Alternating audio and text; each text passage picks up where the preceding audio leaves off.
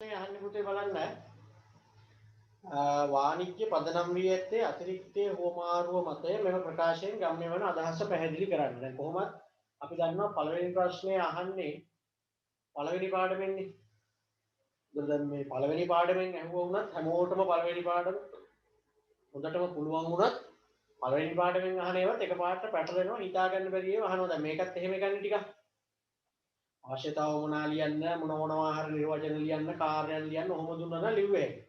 දැන් ඒගොල්ලෝ කියනවා වාණිජ්‍ය පදනම් වෙලා තියෙන්නේ අතිරික්තය හෝමාරු කිරීම මතලු. දැන් ඔතනදී තේරුම් ගන්න අපි වාණිජ්‍ය කියන එක ඉස්සෙල්ලාම කොහොමද තේරුම් ගන්න කියලා හිතන්නකෝ. හරි. වාණිජ්‍ය කියලා කියන්නේ වෙළඳාම හා උපකාරක සේවා කියලා අපි දන්නවා. එහෙම නැත්නම් නිෂ්පාදකයාගේ ඉඳලා පාරිභෝගිකයාට භාණ්ඩ හා සේවා කළා යාමේ සමස්ත ක්‍රියාවලිය කියලා දන්නවා. ඒ කියන්නේ වෙළඳාමකුයි උපකාරක සේවායි දෙක ඇති වෙච්ච හින්දානේ වාණිජ්‍ය කියන දේ එතකොට බිහි වෙලා තියෙන්නේ. වාණිජ්‍ය කියලා කියන්නේ වෙළඳාම හා උපකාරක සේවා දෙක එකතුවනේ. ඒතර වෙළඳාම කියන දේ නොතිබ්බනම් උපකාරක සේවා කියන දේ නොතිබ්බනම් වාණිජ්‍ය කියලා දෙයක් නැහැ. එතකොට මේවා උනේ අතිරික්තය හුවමාරු කිරීම නිසා. يعني මිනිස්සු මුලින්ම ඍජු නිෂ්පාදනයේ නීතිය. එතනින් පස්සේනේ මිනිස්සු ගාව අතිරික්ත නිෂ්පාදනයක් වෙලා මිනිස්සු ඒක මාරු කරගන්න පටන් ගත්තේ. මුලින් භාණ්ඩයට භාණ්ඩේ මාරු කරගෙන ඒකේ තිබ්බ දුෂ්කරතා හින්දානේ පස්සේ සල්ලි වලට කඩදෙනු කරන්න පටන් ගත්තේ. ඒ කියන්නේ එතනින් තමයි වෙළඳාම නිර්මාණය වෙන්නේ. අපි ඉගෙනගෙන තියෙනවා භාණ්ඩ හෝමාරුව නිසා තමයි මොකද බිහි වෙන්නේ වෙළඳාම. يعني අතිරික්තයක් තිබ්බ හින්දානේ මිනිස්සු භාණ්ඩයට භාණ්ඩේ මාරු කරගන්න පටන් ගත්තේ. ඒකනේ පසුකාලීනව වෙළඳාම කියලා වර්ධනය වුනේ. අන්න ඒ කතන්දරේ මතක් වෙන්න ඕනේ එතකොට මෙතන. නැතු වාණිජ්‍යයක නිර්වචනයක් අනම්මනම් එහෙම මතක තිබිලා බෑ. වාණිජ්‍ය නිර්වචනයේ කොටස් දෙක මතක තියෙන්නත් ඕනි. එතකොට අර ක්‍රමික විකාශනයේ උඩ ඉඳලා ගලපලා ගන්න පුළුවන් වෙන්නත් ඕන. නැත්නම් ඔගේ ලකුණු ටික ගන්න බැරි වෙනවා ඔයාලට. ඒතර ඕගොල්ලන්ගේ උත්තරේ අපි පටන් ගන්න ඕනේ මෙන්න මෙහෙමයි ලියන්න. ඍජු නිෂ්පාදනය නිසා අතිරික්ත නිෂ්පාදන බිහිවිය. ලියන්න ඍජු නිෂ්පාදනය නිසා අතිරික්ත නිෂ්පාදන බිහිවිය. ඍජු නිෂ්පාදනය නිසා අතිරික්ත නිෂ්පාදන බිහිවිය.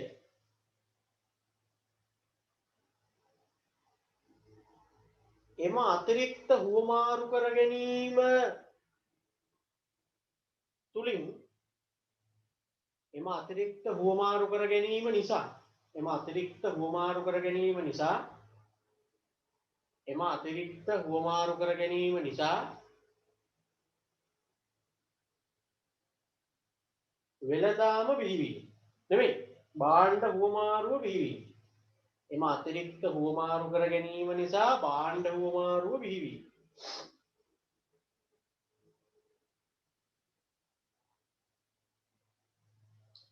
භාණ්ඩ හුවමාරුවේ දුෂ්කරතා නිසා භාණ්ඩ හුවමාරුවේ දුෂ්කරතා නිසා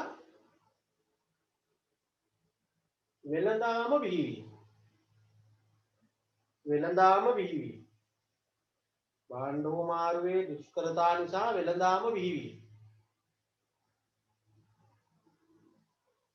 වෙළඳාමට පසුකාලීනව උපකාරක සේවා එකතු වීමෙන් වෙළඳාමට පසුකාලීනව උපකාරක සේවා එකතු වීමෙන් වෙළඳාමට පසුකාලීනව උපකාරක සේවා එකතු වීමෙන් වාණිජ්‍ය නිර්මාණය වේ. වාණිජ්‍ය නිර්මාණය වේ. වාණිජ්‍ය නිර්මාණය වේ.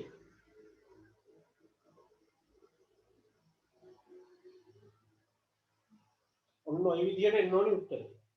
ඒ කියන්නේ අපි උතන පෙන්නන්න ඕනේ දැන් මේ වාණිජ්‍ය පදනම් වෙලා තියෙන අතිරික්තයේ හුවමාරු කිරීම මත කියලා මේගොල්ලෝ කියන්නේ. එතකොට අපි හිතනවා අතිරික්තයේ හුවමාරු කිරීම කියන එක ඇති වෙන්නේ කොතනද කියලා කියන්න එපා. ඒ වාණිජ්‍ය බිහි වෙන්නේ වෙළඳාමයි උපකාරක සේවා එකතු වෙලා. ඒතර වෙළඳාම කියන තැනට මිනිස්සු එන්නේ භාණ්ඩ හුවමාරුවෙන් පස්සේ. ඒකේ තිබ්බ දුෂ්කරතා නිසා. අන්න ඒ ටික මතක තියෙන්න ඕනේ. අපි යන් ඒක අනිත් කොටසට ව්‍යාපාරවල සිදුවන ප්‍රධාන කාර්ය වන්නේ විකිණීම හා මිලට ගැනීම පමණි. මෙම ප්‍රකාශයට එකඟ වේද නොවේද හේතු දක්වමින් පැහැදිලි කරන්න. ඒක නම් ලේසියිනේ. ව්‍යාපාරවල සිද්ධ වෙන්නේ භාණ්ඩ මිලට ගන්න එකයි විකුණන එකයි විතරලු. ඒකට එකඟද නැද්ද කියලා අහනවා පැහැදිලි කරන්න. එකඟද නැද්ද කියන්නකො මුලින්ම එකඟ වෙන්න බෑ. මොකද අපි දන්නවා ව්‍යාපාරවල තව කාර්යයන් රැසක් සිද්ධ වෙනවා. ව්‍යාපාර කාර්යයන් කියලා අපි 5ක් 6ක් ඉගෙනගෙන තියෙනවනේ. ප්‍රධාන කාර්යයන් හැටියට නිෂ්පාදනය, අලෙවිකරණය, මූල්‍ය කටයුතු, මානව සම්පත්, පර්යේෂණ හා සංවර්ධන වගේ කාර්යයන් ගොඩක් තියෙනවනේ. ආයෙන ලියමු එකඟ නොවේ. එකඟ නොවේ විකිණීමට හා මිලට ගැනීමට අමතරව විකිණීමට හා මිලට ගැනීමට අමතරව එකඟ නොවේ කියලා ලියන්න. විකිණීමට හා මිලට ගැනීමට අමතරව ව්‍යාපාරවල තවත් කාර්යයන් රැසක් දැකිය හැකියි. ව්‍යාපාරවල තවත් කාර්යයන් රැසක් දැකිය හැකියි.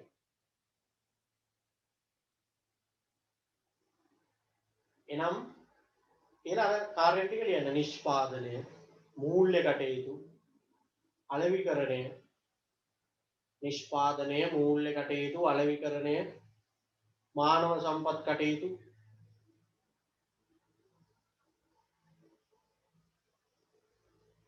පර්යේෂණ හා සංවර්ධන කටයුතු,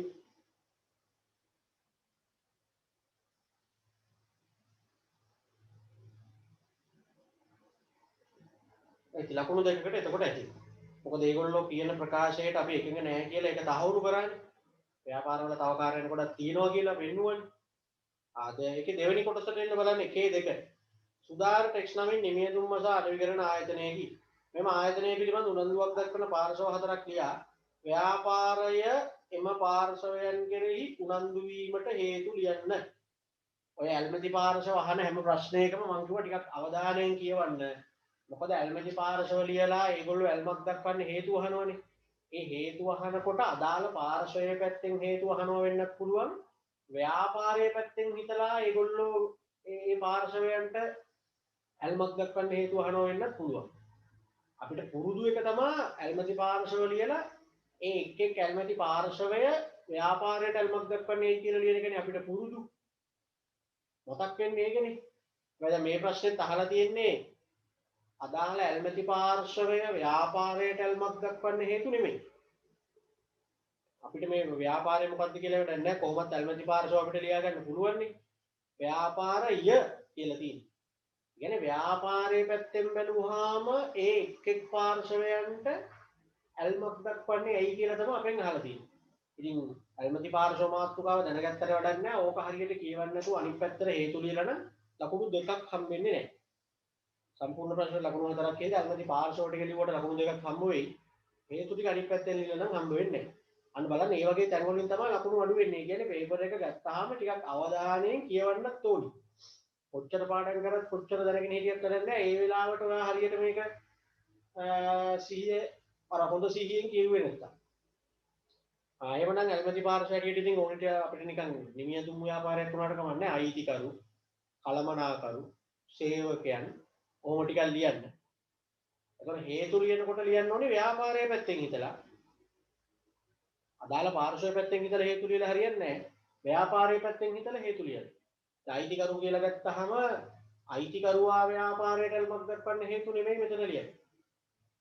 අපි ලියන්න ඕනේ ව්‍යාපාරය මොකටද අයිතිකරුවාට ඇල්මක් දක්වන්නේ කියලා. මොකටද? පැවැත්ම තහවුරු කර ගැනීමට. පැවැත්ම තහවුරු කර ගැනීමට. පැවැත්ම තහවුරු කර ගැනීමට.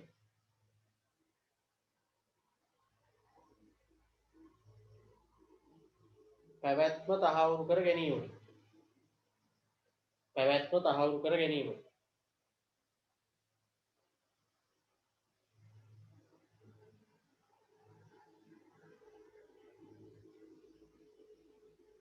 හරි.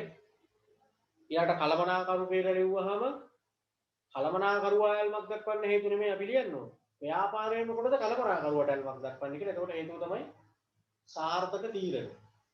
මේ පළවෙනි පේපර් එකේදී කොහෙදත් ඔය ප්‍රශ්නේ තිබ්බා. ඇල්මැති පාර්ශව. සාර්ථක තීරණ. සාර්ථක තීරණ.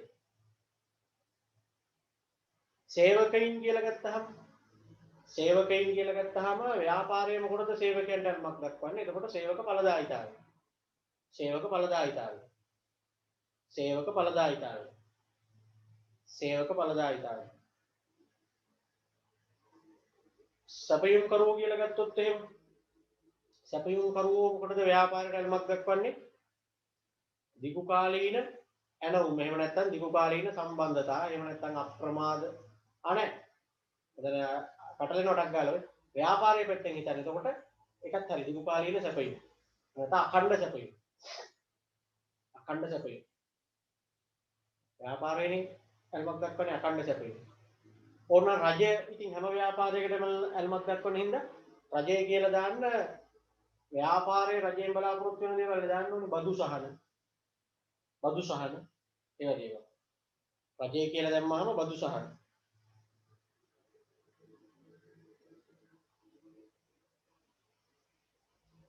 ඊළඟට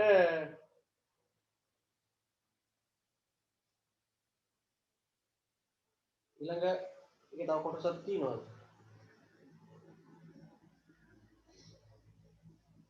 දැන් එච්චරනේ. ඒක ලකුණු 4 හරි. ඉතින් ඇල්මැටි පාර්ශව වලට ලකුණු 2යි. හරි විදිහට ඇල්මක් දක්වන්න හේතු ලියනකොට ලකුණු 2යි. හරි විදිහට කියලා කියන්නේ ව්‍යාපාරයේ පැත්තෙන් හිතලා ලියන්න ඕනේ ඒකයි. අපි එනවා තුන්වෙනි ප්‍රශ්නේ අයන්. A කියලා B ABC කියලා සිද්ධි තුනක් දීලා තියෙනවා. A වර්ෂාපතනයේ හිගවීම නිසා ප්‍රධාන ජලාශ කිහිපයක ජල මට්ටම අඩු වීමට පටන්ගෙන ඇති බැවින් විදුලිය විටින් විට කැපීමට රජය කටයුතු කර ඇත. B මෙවර අලුත් අවුරුදු සමයේ බීමත්‍රිය දුරන් විශාල පිරිසක් රථවාහන පොලිසිය විසින් අත්අඩංගුවටගෙන නඩු පැවරීමට කටයුතු කරා. C වර්තමානයේ රටේ කාන්තා ජනගහනය ඉහළ යමින් පවතී. ඉහත ABC ප්‍රකාශ හා සම්බන්ධ පරිසර සාධක නම් කරන්න. ලේසිනේ. පළවෙනි සිද්ධිය කියවනකොට ඒකට අදාළ මොන පරිසරයේද? ව්‍යාපාර පරිසරයේ කොටසෙන් ගත්තාම අදාළ වෙන්නේ ස්වභාවික පරිසරය. වර්ෂාපතන කේස් එකක් නේ කියන්නේ ස්වභාවික පරිසරය. පළවෙනි එක ස්වභාවික පරිසරය A අකුර. B අකුරට මොකද්ද? සමාජ හා සංස්කෘතික පරිසරය. B අකුරට සමාජ හා සංස්කෘතික පරිසරය. B අකුරට සමාජ හා සංස්කෘතික පරිසරය. C අකුරට ප්‍රජා පරිසරය. හරියට ලියලා නම් ලකුණු 2යි. C අකුරට ප්‍රජා පරිසරය රටේ කාන්තා ජනගහනය වැඩි වෙච්ච එකක් නේ කියන්නේ. ඒතර ඒ වගේ දේවල් අපි දාන්නේ ප්‍රජා පරිසරයේට. ඊළඟට අහනවා ව්‍යාපාර සංවිධාන තම පරිසරය පිළිබඳ අධ්‍යයනය කළ යුත්තේ ඇයි? හේතු 4ක් ලියන්න. ඕක නම් තියරි ප්‍රශ්නයක් නේ. අපි පරිසරයේ කොටසේ ඕක උගන්වනවානේ. ව්‍යාපාර හැටියට තමන්ගේ අභ්‍යන්තර පරිසරය ගැන බාහිර පරිසරය ගැන පුතේ අපි කියනවානේ අවධානයෙන් ඉන්න ඕනි කියලා. අධ්‍යයනය කරන්න ඕනි කියලා. ඒ කියන්නේ හොයන්න ඕනි කියලා. ඒකට හේතුව තමයි අර 4 හොයාගන්න. මොන 4ද? ශක්තියින් හොයාගෙන ඒවෙන් ප්‍රයෝජන ගන්න, දුර්වලතා හොයාගෙන ඒවා හදාගන්න, අවස්ථා හොයාගෙන ඒවෙන් ප්‍රයෝජන ගන්න, තර්ජන හඳුනාගෙන ඒවාට මුහුණ දීමට සූදානම් වීම. හරිනේ. අන්නේ 4 ලියලා තියෙනවා නම් හරි. නිකම්ම ලියන්න එපා ශක්තියින් හඳුනා ගැනීමට, දුර්වලතා හඳුනා ගැනීමට එහෙම කියලා. ලකුණු 2ක් ගන්න එපා මේකට. ඒකට පොඩ්ඩක් අර නිකන් විධිමත් විදිහට ලියන්න. ශක්තියින් හඳුනාගෙන ඒවායින් ප්‍රයෝජන ගැනීමට අන්න එහෙම ලියන්න. ශක්තියින් හඳුනාගෙන ඒවායින් ප්‍රයෝජන ගැනීමට, දුර්වලතා හඳුනාගෙන ඒවා නිවැරදි කර ගැනීමට අන්න එහෙම.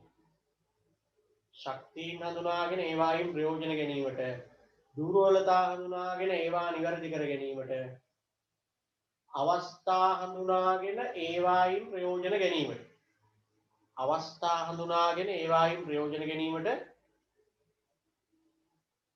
තර්ජන හඳුනාගෙන ඒවාට මුහුණ දීමට සූදානම් වීමට. තර්ජන හඳුනාගෙන ඒවාට මුහුණ දීමට සූදානම් වීමට.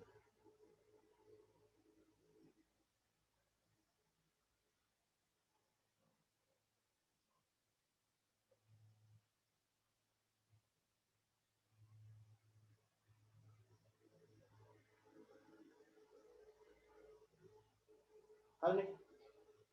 ඒක හරි. ඊළඟට අහනවා 4 සිරිමල් දිවයිනේ ප්‍රදේශ කිහිපයක ලීබඩු අලෙවි කිරීමේ ප්‍රදර්ශනාගාර පවත්වාගෙන යන අතර ඔහුගේම ලීබඩු නිෂ්පාදනය කිරීමේ ආයතනයක්ද පවත්වාගෙන යයි. ලීබඩු අලෙවිකරන එක කරනවා, ඒ වගේම යාගේම ලීබඩු හදන ආයතනයකුත් තියෙනවා. ඊළඟට අපෙන් අහනවා සිරිමල් විසින් නිෂ්පාදනය කරන නිෂ්පාදිත වර්ග දෙක. භාණ්ඩ උදාහරණයක් විදිහට ලීබඩු කියලා දාන්න. සේවා. සේවා කියන්නේ ලීබඩු අලෙවි කිරීම.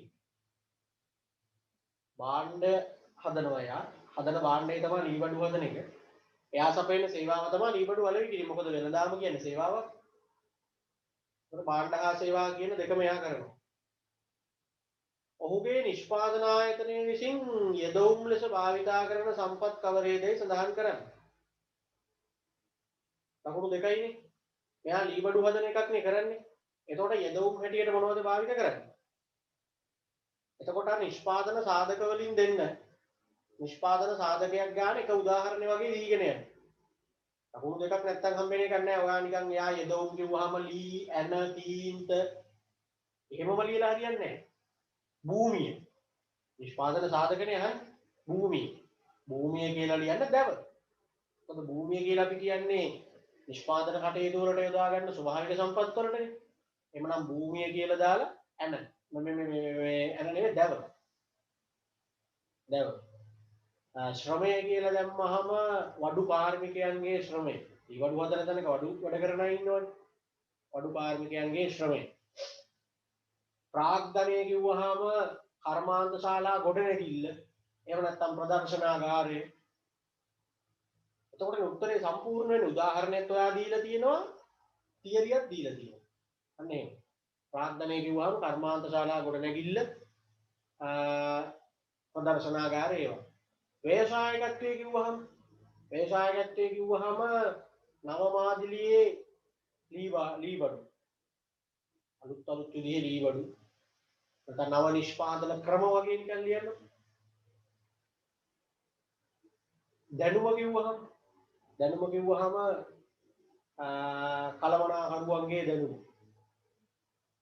කලමනාකරුවන්ගේ දැනුම. එහෙම නැත්නම් විකුණුම් සේවකයන්ගේ දැනුම. දැන් ලී බඩක් ගන්නවහම ලී බඩ ගැන පැහැදිලි කරලා දෙන්න එපා. ඒකේ දැනුම. කාලය කියලා ගත්තාම අමුද්‍රව්‍ය ලැබීමට ගතවන කාලය ඔය වගේ. තොරතුරු කිව්වහම නව වෙළඳපළවල් පිළිබඳ තොරතුරු, නව අමුද්‍රව්‍ය පිළිබඳ තොරතුරු. මොකද වෙලා යන්නේ නැහැනේ ඔය ටික ඔය විදිහට ලියන්නේ. එතකොට උත්තරේ සම්පූර්ණයිනේ. නැත්නම් ඔයගොල්ලෝ හිතන්නේ පේපරේ නම් ලේසි අවුලක් නැහැ නිෂ්පාදන සාධකේම අහලා තිබ්බේ. දැන් ඔකට සමහර ළමයි ලියලා ඇති නිකම්ම භූමියේ ශ්‍රමයේ ප්‍රාග්ධනය ව්‍යවසායකත්වයේ දෙනුම කාලය තොරතුරු කියලා විතරයි. තව කට්ටියක් ලියලා ඇති ඇන තීන්ත දැව ඒ වගේ. එතකොට භාගයට මේ උත්තර දෙකම නිෂ්පාදන සාධක ටික තියෙනවා. ඉබ්බට සම්පූර්ණ නැහැ. දැන් ওই විදිහට ලිව්වහම සාධකෙත් තියෙනවා උදාහරණෙත් තියෙනවා සම්පූර්ණයි. අන්න ඒකයි එහෙම තමයි ලකුණු 4 ගන්න විදිහට ලියන්නේ. දැන් ඔයගොල්ලෝ කොහොමද මෙහෙමයි දැන් ඔය ප්‍රශ්න ලියනකොට ඔයගොල්ලන්ට හම්බ වෙනවනේ පැය 3ක්. පැය 3කට අමතරව තව කියවන්නත් විනාඩි 10ක් දෙනවනේ. ඒ නිසා බය නැතුව ඒ එක ප්‍රශ්නයක ඉන්න පුළුවන් උපරිම වෙලාව ඉන්න. එදෙදි පේපර් කරනකොට ඒවා ට්‍රේනින් වුණේ නැහැ. දැන් මම ඔයගොල්ලන්ට කියලා තියෙන්නේ පන්ති වල පැය 2කමාරට පේපර් එක ලියන්න ට්‍රේනින් වෙන්න. පැය 2කමාරට පේපර් එක ලියනවා කියන්නේ හැම ප්‍රශ්නයකටම ඔයා පැය භාගයක් දෙන්න. පැය භාගයට වඩා දෙන්න එපා කිසිම හේතුවක් මත. පැය භාගයයි කියන්නේ දැන් කොටස් තියෙනවානේ ඔගේ 5ක්. එතකොට එක කොටසකට විනාඩි 6යි. විනාඩි 6ක් කියන්නේ ලොකු වෙලාවක් නේ. ප්‍රශ්නේ හොඳට කියවුවා. ඊළඟට උත්තරේ සර්ව සම්පූර්ණ විදිහට ලියන්න. භාගයට එහෙම මෙහෙම නිකන් ගහලා දාන්න නැතුව. වැඩිපුර ලිව්වයි කියලා ලකුණු කපන්නේ. හැබැයි ඕනවට වඩා වැඩිපුර ලියන්න එපා. දැන් සමහර ළමයි උත්තර ලියලා එනවා මේක හරිද කියලා එහෙම අහලා. එන පල් හැලි ලියලා. එහෙම ඕනේ නැහැ. අර ඕනි කරන දේ පැහැදිලි කරලා ලියන්න උදාහරණ දෙක තුනක් දීලා අන්න එහෙම. එතකොට හැම ප්‍රශ්නයක්ම පුතේ පැය භාගෙ හරියටම වෙන් කරාම ප්‍රශ්න 5 පැය 2කමාරට ලියලා ඉවරයි. එතකොට මෙහෙම වෙනවනේ සමහර ප්‍රශ්න ලියනකොට පැය භාගෙ මදි. දැන් ඔයාගේ ටයිමින් වල අනුව පැය භාගෙ ඉවරයි. ඔයාලට තව එක කෑල්ලක් තියෙනවා ලියන්න. හැබැයි ඒ කෑල්ල ලියලිය ඉන්න එපා. මම එකයි කියන්නේ. ඒ කෑල්ල ලියලිය ඉන්න එපා. ඒකට ඉඩ තියලා සුදුත් ගා යන්න අනිත් ප්‍රශ්න. ඒකටත් පැය භාගෙ දෙන්නකො. ඒක සමහර විට විනාඩි 5ක් විතර කලින් ඉවර වෙයි. ඉවරුනේ නැත්තම් පැය භාගෙන් ඒකත් දමලා ගහලා යන්න.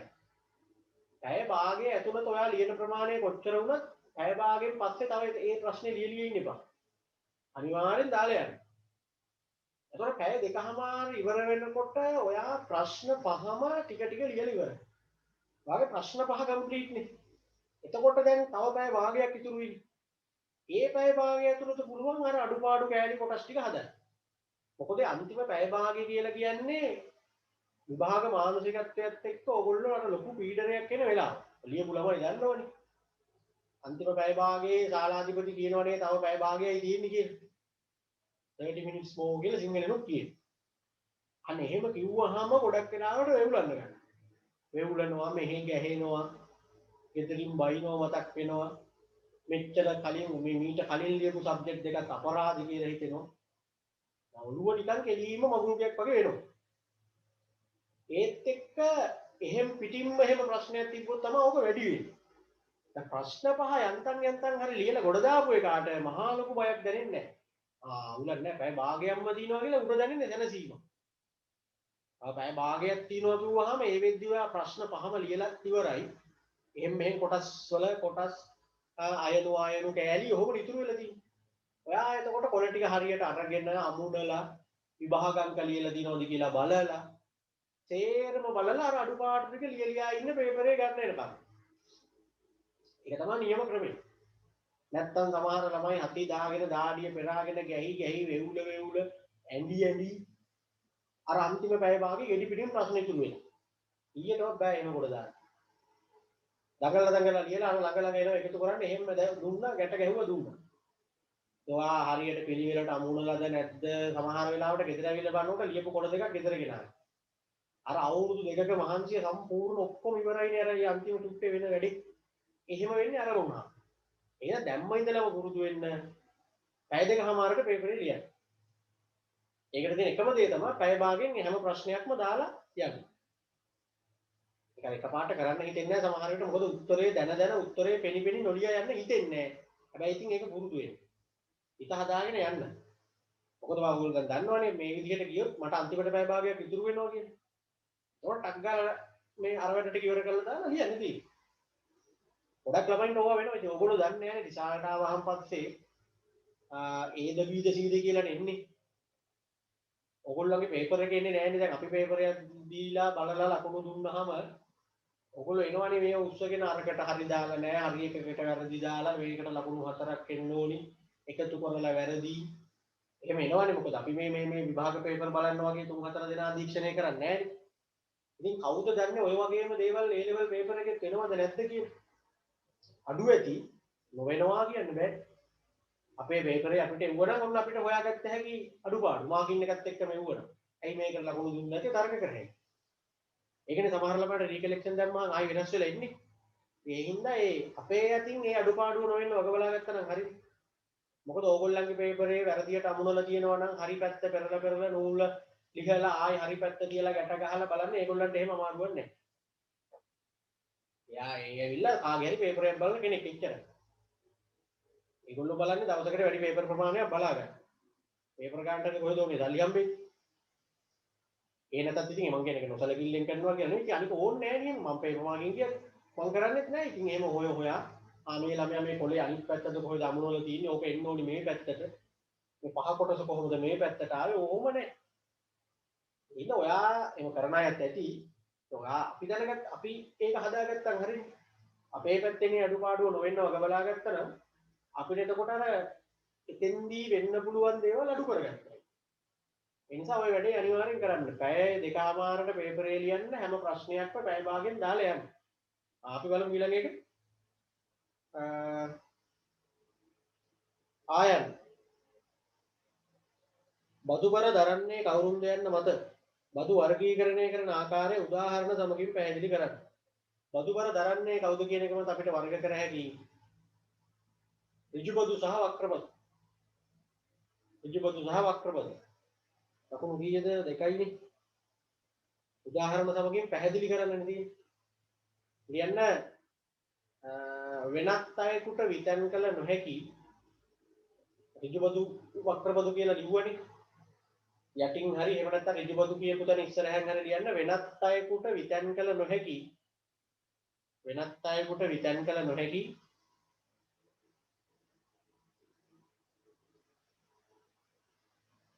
පුද්ගලයන්ගේ ආදායම හා ධනය මත අය කරන බදු. පුද්ගලයන්ගේ ආදායම හා ධනය මත අය කරන බදු ඍජු බදු වේ.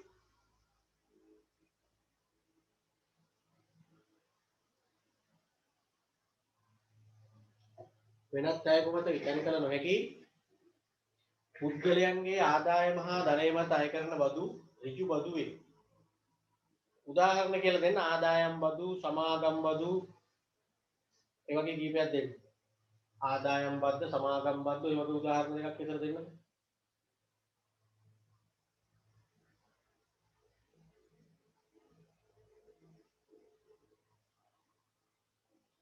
වක්‍රබදු කියන එක ලියන්න. භාණ්ඩ හා සේවා වියදම මත අය කරන භාණ්ඩ හා සේවා වියදම මත අය කරන භාණ්ඩ හා සේවා වියදම මත අය කරන පාරිභෝගිකයා මත විතන් කළ හැකි බදු පාරිභෝගිකයා මත විතන් කළ හැකි බදු වක්‍ර බදුවේ වක්‍ර බදුවේ ඒ කියන්නේ පුතේ ඔය බදු බර දරන්නා අනුව කියලා කියන්නේ ඒකනේ. ඉතින් ගහන්න එක්කෙනෙකුට අය කරන්නේ වෙන එක්කෙනෙක්ගෙන්.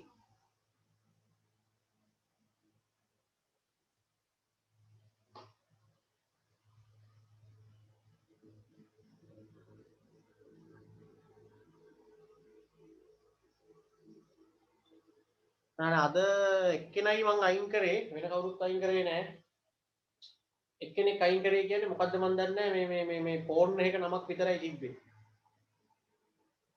අද සොෆ්ට් ලොජික් හරි මොකක් හරි එකක් තිබ්බා. ඒ ළමයා අයින් කරා. මොකද මන් දැන් ගිය සතියේත් ඕගොල්ලන්ට කියලා අද උදේත් දැනුවත් කරා. දැන් ලින්ක් එක වෙනකොටත් කිව්වනේ තමන්ගේ නම දාගන්න බැරි කමක් නෑනේ. දැන් ෆොටෝ එක දාන්න නම් සමහර ළමයි දන්නේ නම හරියට දාගන්නකො. එතකොට මට මොන ළමයාද කියලා හරි අඩුතරමේ නම ගොඩක් නම් මට මතකයිනේ. ඉතින් අපේ 500 කුල මංගේ නම් පේපර් වල තියෙන ඒවා ඒ මතකයිනේ. අන්න ඒකයි. දැන් නැත්තම් මේ අපිට මේ වැඩේ කරගෙන යන්න බැරි වෙනවා. දැක්කනේ දැන් පහුගිය සතිවල නිකම් බොරුවට ඕගොල්ලෝ මේ බලංගොඩ ළමයි රත්නපුරේ ළමයින්ට බයිනවා. රත්නපුරේ ළමයි අවිත්තාවේල ළමයින්ට බයිනවා. අවිත්තාවේල ළමයි රත්නපුරේ ළමයින්ට බයිනවා. ඔය කොහේ හරි ඉඳලා දෙත් වෙච්ච උන් 3-4 දිනේ ඒකෙන් ආදල් ගන්න. එහෙම ඉන්නවනේ මොළෝ රහක් නැතිව. ඒ හින්දා තමයි දැන් ওই විදිහට මේ ඔයගලන්ට චැට් කරන්න පුළුවන්. මට විතරයි එතකොට ඒක බලන්න පුළුවන්. කොහොමත් මේ මියුට් කරලා තියෙන්නේ. අපි ටික දවසක් කොහොම කරලා ඊට පස්සේ අපිට එහෙම ඕන නම් ආයෙ ගන්න. එහෙම නැත්නම් ඉතින් ප්‍රශ්න තියෙන ඒවා ඔයගොල්ලෝ වෙනම යොමු කරන්නකෝ මට WhatsApp එකට. මුළු පේපර් එක මෙවන්න එපා. මේ ටික හරියද කියලා බලන්න කියලා. එහෙම බලන්න වෙන්නේ නැහැ නේ. ඉතින් ආයෙ වරු කියන්න ඕනේ. ළමයි ඔය ඉන්න 200ක් විතර ඔක්කොම පේපර් එවුවා මට ආයෙ බලන්න වෙලාවක් නැහැ නේ.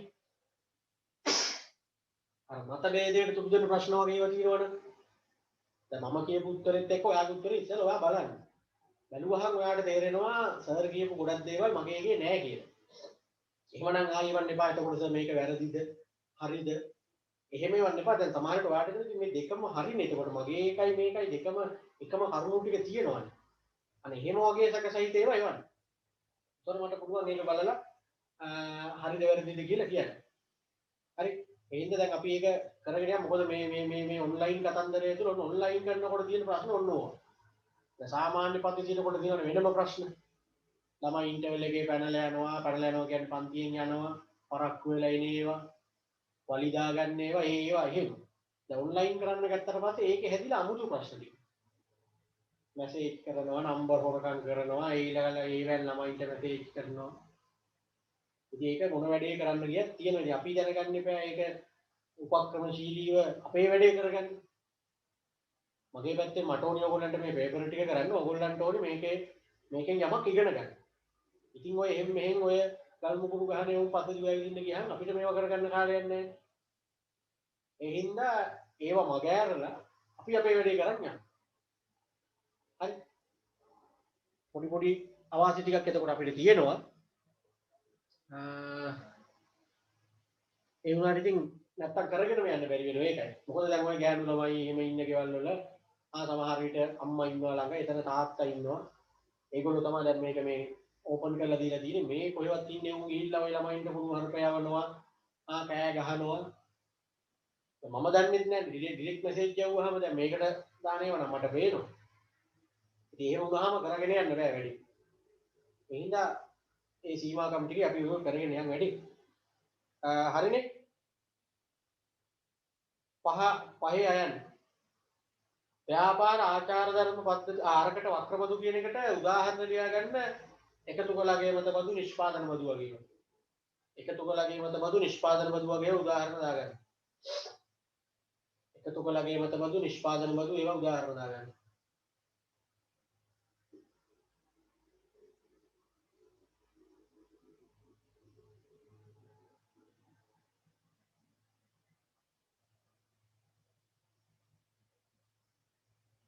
හරි. පහය යන ව්‍යාපාර ආචාර ධර්ම පද්ධතිය ගොඩනැගීමේදී සැලකිලිමත් විය යුතු කරුණු මොනවාද? ඕනනම් කලින් පේපර් එකේ තිබ්බා. ආචාර ධර්ම පද්ධතියක් සකස් කිරීමේදී සලකා බැලිය යුතු සාධක කියලා උගන්වන්නේ ඔය ටිකනේ 6ක් තියෙනවනේ. ඒවට ඉතින් වැඩි වෙලා ගන්නෙ නෑ. ටක් ගාලා මේ ටෙක් කරගන්නකොට කියලා තියෙන්නේ මොනවද?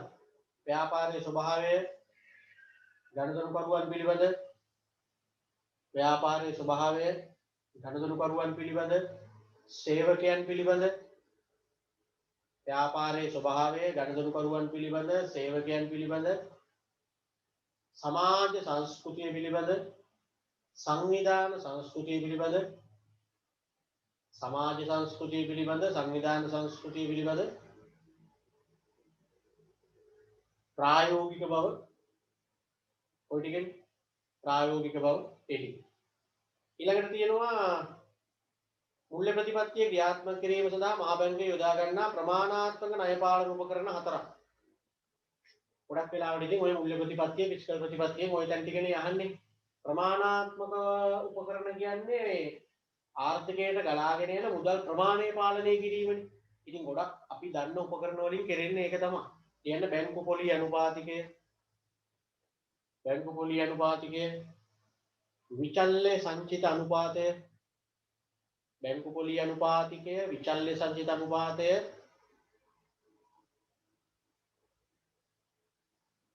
විවෘත වෙළඳපොළ කටයුතු,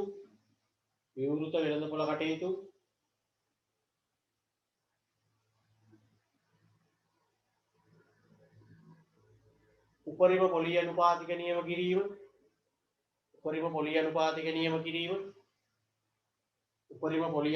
නියම කිරීම, ඒ ඇවිල්ලා ප්‍රමාණාත්මක ණය පාලන උපකරණ පළවෙනි ප්‍රශ්නේ හරි. එතකොට 20න් 15ට වඩා දිනනවා නම් හරි.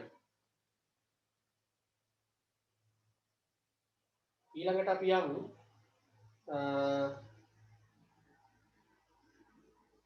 දෙක පාරිභෝගික ආරක්ෂණය යන හඳුන්වා මෑත කාලයේ පාරිභෝගික ආරක්ෂාවේ වැදගත්කම හා අවශ්‍යතාවය ඉහළ යාමට බලපා ඇති හේතු කවරේදයි පැහැදිලි කරන්න. ඔක තියරි ප්‍රශ්නයක්. ඔක ටියුට් එකේ අපි උගන්වනවා. ඉතින් ලියන්න මොකුත් නැහැ. පාරිභෝගික ආරක්ෂණය කොහොමද හඳුන්වන්නේ? පාරිභෝගික ආරක්ෂණය කියන එක අර්ථකථනය කරන්නේ කොහොමද?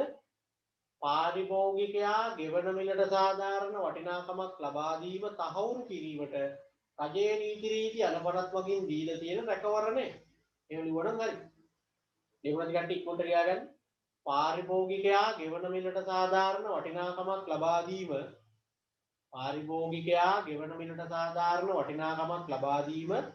තහවුරු කිරීම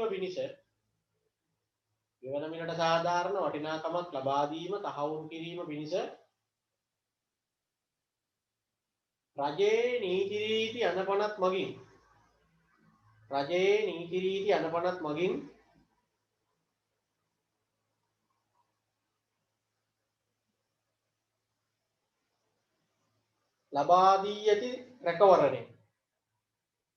නීති රීති අනුපනත් මගින් ලබා දී ඇති රැකවරණය.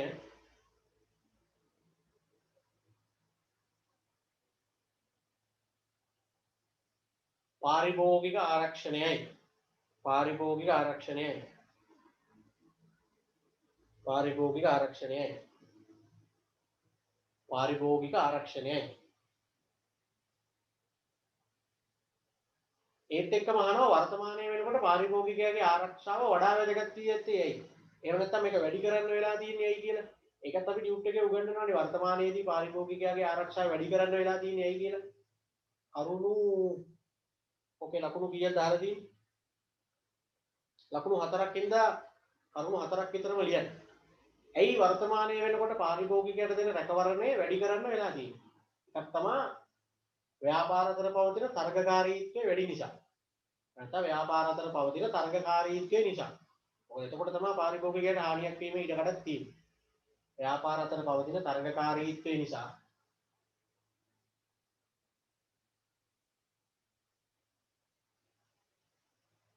තව එකක් ගත්ත හැකි පාරිභෝගික නොදැනුවත්භාවය නිසා.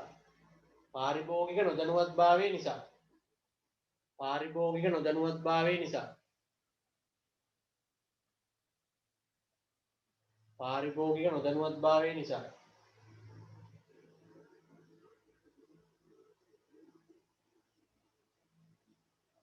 තව එකම වුවමනාව සපුරාලීමට භාණ්ඩ වර්ග රාශියක් වෙළඳපොලේ තිබීම නිසා.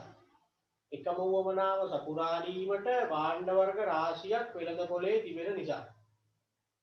එකම වුවමනාව සපුරාලීමට භාණ්ඩ වර්ග රාශියක් වෙළඳපොලේ තිබෙන නිසා.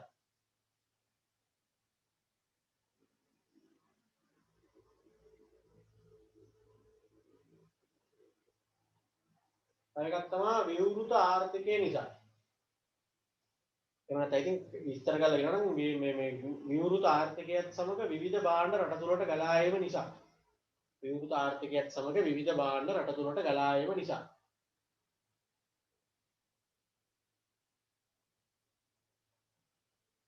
හරිනේ. චාමරහා සසිකා එක්ව බියුටි ක්වීන් නමින් රූපලාවන්‍ය ආයතනයක් ආරම්භ කරන ලදී. මොවුන් පිළිවෙලින් ලක්ෂයයි ලක්ෂ 2යි ප්‍රාග්ධනය දාලා තිනවා. සසිකා විසින් 50000ක ණය මුදලක්ද ව්‍යාපාරයට වෙනම දාලා තිනවලු. මෙම ව්‍යාපාරයේ වර්ග කළ හැකි පදනම් දෙකක් දක්වා ඒ යටතේ වර්ග කර පෙන්වන්න. මේගොල්ලෝ දාලා තින්නේ බියුටි සැලෝන් එකක් නේ. ඔව්. රූපලාවන්‍ය ආයතනයක් නේ. ඉතින් මේක වර්ග කරන්න පුළුවන් පදනම් දෙකක් කියලානවා. ව්‍යාපාර වර්ග කරන්න පුළුවන් පදනම් පහක් උගන්වලා තියෙනවා.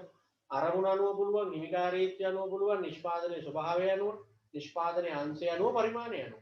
ඒ වයන් දෙකකට දාන්න. අරමුණ අනුව කියලා දාන්න. එතකොට අරමුණ අනුව ලාභ අරමුණක් ඇති. විචාරොන්න ගන්න දාලා තියෙන්නේ. ලාභ අරමුණක් ඇති. නිවිකාරීත්වය අනුව ගත්තොත් පෞද්ගලික. ව්‍යාපාරයේ ස්වභාවය අනුව නිෂ්පාදනයේ ස්වභාවය අනුව ගත්තොත් ත්‍ෘතීය. නිෂ්පාදනයේ අංශය අනුව ගත්තොත් සේවා. දෙකයි ඉල්ලන්නේ. ව්‍යාපාරයේ ආරම්භයේ කිවිසුමක් ඇති කරගත්තද එහි පහත කරුණු පිළිබඳ කිසිවක් ඇතුළත් කර නැත. ණයට පොලිය ගැන දාලා නැහැ, ලාභ බෙදා ගැනීම දාලා නැහැ, වේතන ලබා ගැනීම දාලා නැහැ. මේ වෙලාවල් වලදී කටයුතු කරන්න ඕනේ විදිහ මොකක්ද කියලා අහනවා. එහෙමනම් අපි ඔය දියරිය දන්නවනේ හවුල් ව්‍යාපාරයක ලිඛිතව හවුල් කිවිසුමක් ඇති කරගෙන නැත්නම් ආඥාපනතේ 24 වෙනි වගන්තියේ තියෙන විදිහට වැඩ කරන්න එපා. එතකොට මේ කාරණා හා සම්බන්ධයෙන් ආඥාපනතේ 24 වෙනි වගන්තියේ තියෙන්නේ කොහොමද කියලා හිතන්න. ඔය මේගොල්ලන්ට කිවිසුමක් තිබ්බනම් ආයේ කිවිසුමේ තියෙන විදිහට කරන්නයි තියෙන්නේ. මේගොල්ලෝ ගාව කිවිසුමක් තිබ්බලු කිවිසුමේ මෙන්න මේ කාරණා දාලා නැහැලු. ඉතින් කිවිසුමක් නැති වෙලාවටයි කිවිසුමේ නැති කාරණා සම්බන්ධයෙන්ුයි ආඥාපනතේ බලපාන්නේ. එතකොට ඔයා ලියන්න ණය සඳහා 100%ක පොලියක් ගෙවිය යුතුයි. අතිරේක ණය සඳහා 100%ක පොලියක් ගෙවිය යුතුයි. එහෙමනේ ආඥාපනතේ කියන්නේ. අතිරේක ණය සඳහා 100%ක පොලියක් ගෙවිය යුතුයි.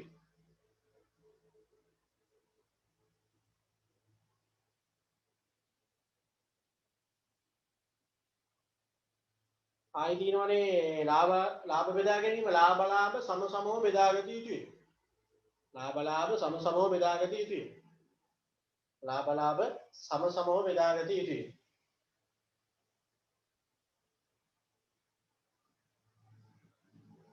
වේතන ලබා ගැනීම. හවුල් වේතන හිමි නොවේ. හවුල් වේතන හිමි නොවේ. වේතන හම්බ වෙන්නේ නැහැ. හවුල් වේතන හිමි නොවේ.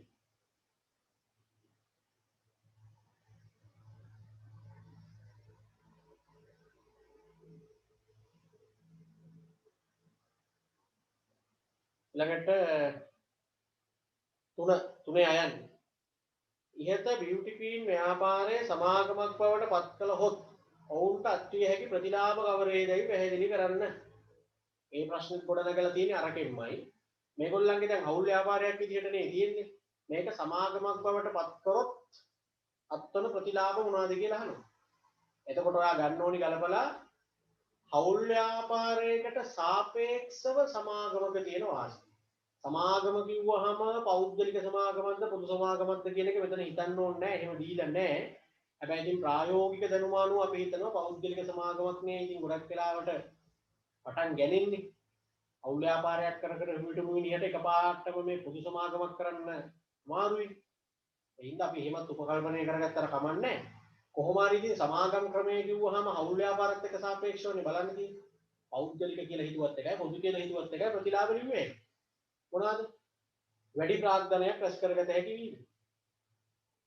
හවුල් ව්‍යාපාර වලට වඩා සමාගම් ක්‍රමයේදී කොහොමද වැඩි ප්‍රාග්ධනයක් රැස් කරගන්න පුළුවන්. අධ්‍යක්ෂක මණ්ඩලයක් මගින් කළමනාකරණය කළ හැකි වීම. දක්ෂ කළමනාකරුවෝ සම්බන්ධ කරගෙන වැඩ කර හැකි. අධ්‍යක්ෂක මණ්ඩලයක් මගින් කළමනාකරණය කළ හැකි වීම. මහා පරිමාණ පිරිමැසුම් ලැබිය හැකි වීම. කොහොමද හවුල් ව්‍යාපාරයට වඩා සමාගම මහා පරිමාණ නිසා එතන පිරිමැසුම් ලබන්න පුළුවන්. මහා පරිමාණ පිරිමැසුම් ලැබිය හැකි වීම. මහා පරිමාණ පිරිමැසුම් ලැබිය හැකි වීම. ඕනනම් දක්ෂ සේවකයන් සහ කළමනාකරුවන් සම්බන්ධ කරගත හැකි වීම. දක්ෂ කළමනාකරුවන් හා සේවකයන් සම්බන්ධ කරගත හැකි වීම.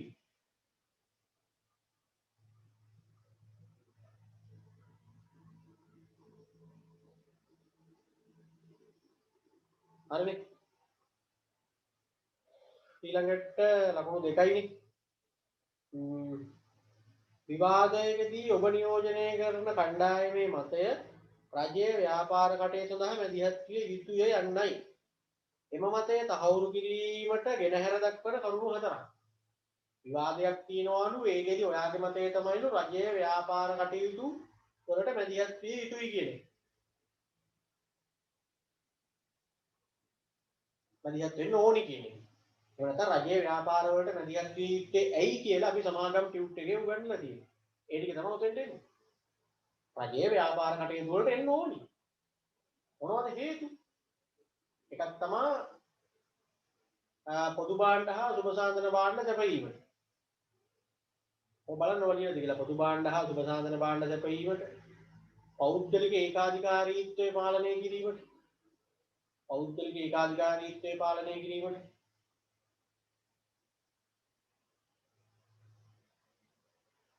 ජනතාවට අත්‍යවශ්‍ය සේවා සැපයීමට. ජනතාවට අත්‍යවශ්‍ය සේවා සැපයීමට. පෞද්ගලිකාංශය අහිතකර ලෙස ලාභ ඉපයීම පාලනයට. පෞද්ගලිකාංශය අහිතකර ලෙස ලාභ ඉපයීම පාලනයට. පෞද්ගලිකාංශය අහිතකර ලෙස ලාභ ඉපයීම පාලනයට.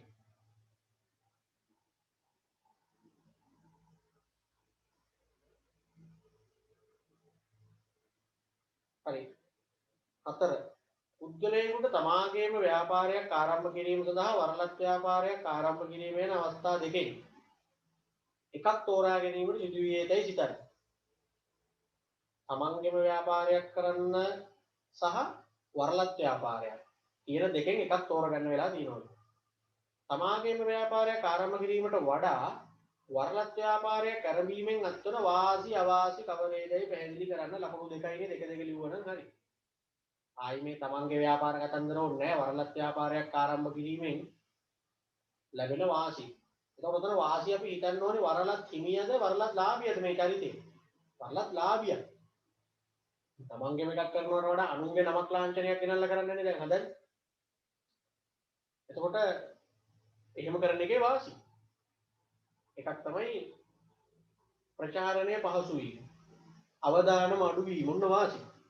ප්‍රචාරණය පහසු වීම, අවදානම අඩු වීම, පහසුවෙන් වෙළඳ පොළට පිවිසිය හැකි වීම, පහසුවෙන් වෙළඳ පොළට පිවිසිය හැකි වීම, පහසුවෙන් වෙළඳ පොළට පිවිසිය හැකි වීම. එක දෙක ලියුවා නැති. අවාසි හැටියට ලියන්න පුළුවන් ව්‍යාපාරය පිළිබඳ පූර්ණ නිදහසක් නොවීම. තමන්ට ඕන විදිහට කිසි දෙයක් කරන්න බෑ. ව්‍යාපාරය පිළිබඳ පූර්ණ නිදහසක් නොවීම, පුරස්කාර ගෙවිය යුතු වීම. කරන බිස්නස් එකෙන් ඉතින් අරයටත් ගාණක් දෙන්න එපා.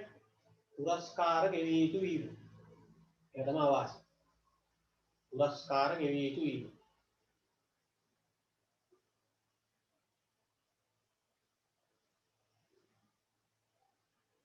ඊළඟට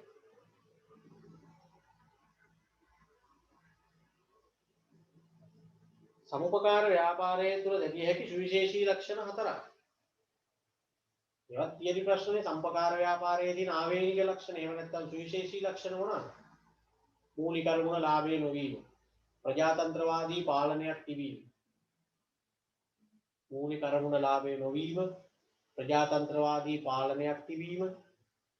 මූලික අරමුණ ලාභය නොවීම, ප්‍රජාතන්ත්‍රවාදී පාලනයක් තිබීම. කොටසක අගය වෙනස් නොවීම, කොටසක අගය වෙනස් නොවීම, කොටසක අගය වෙනස් නොවීම.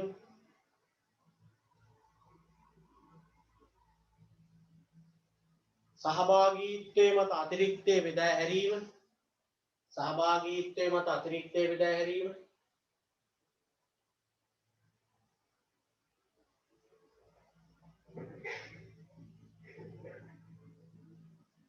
සහභාගීත්වයේ මත අතිරික්තයේ බෙදා හැරීම.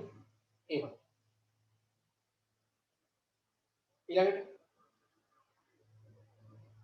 හතර හරි පහ. ලෝකයේ සමහර රටවල් වෙනත් රටවලට වඩා ව්‍යවසායකත්වයේ අතින් ඉදිරියෙන් සිටී. මේක අපි දුන්නා මේ මාසෙම අපි මේ මාසෙනේ ගිය මාසෙ ජූනි මාසෙ මොකද ජූනි මාසෙනේ මේ මාසෙ කලින් ගිය සතියේ ව්‍යවසායකත්වයට දුන්න හાર્ඩ්වෙර් ටියුට් එකේ මේ ප්‍රශ්නේ තිබ්බා.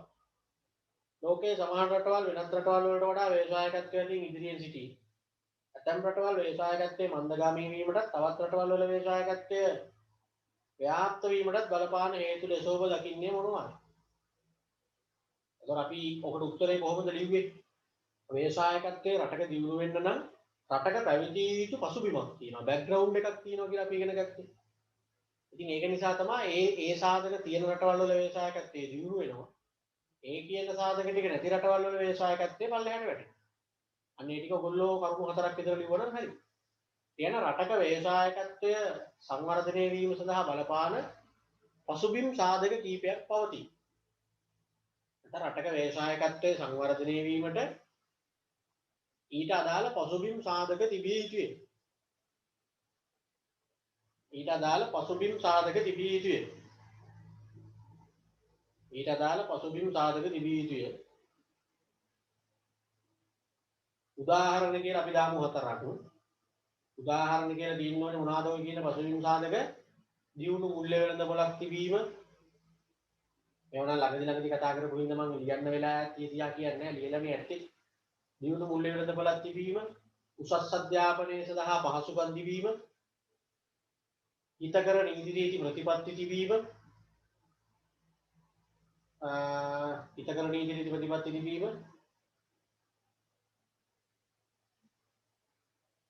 යටිතල රටේ සාමය තිබීම, රටේ සාමය පැවතීම.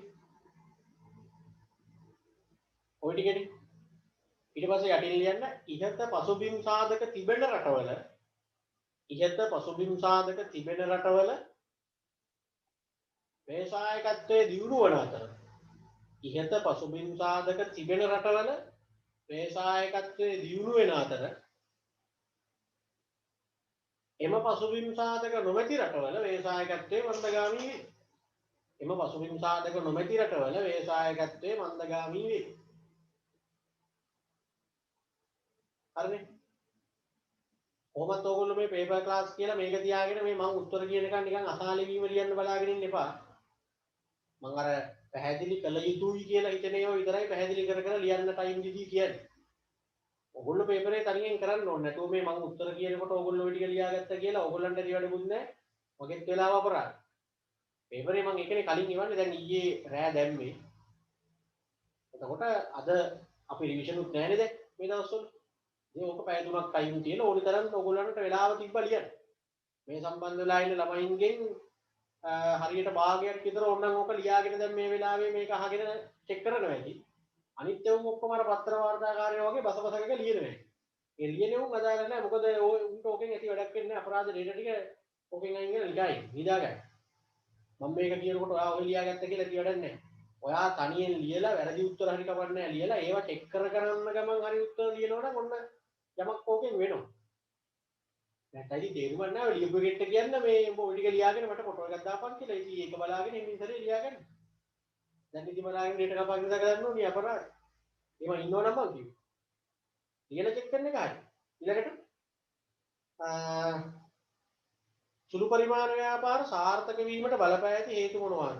ඕකත් අපි තියරි ප්‍රශ්නයක් විදිහට ටියුට් එකේ කතා කරා. ඒ හින්දා ලියලා නැත්තේ සුළු පරිමාණ ව්‍යාපාර සාර්ථක වෙන්න හේතු වෙටියෙ.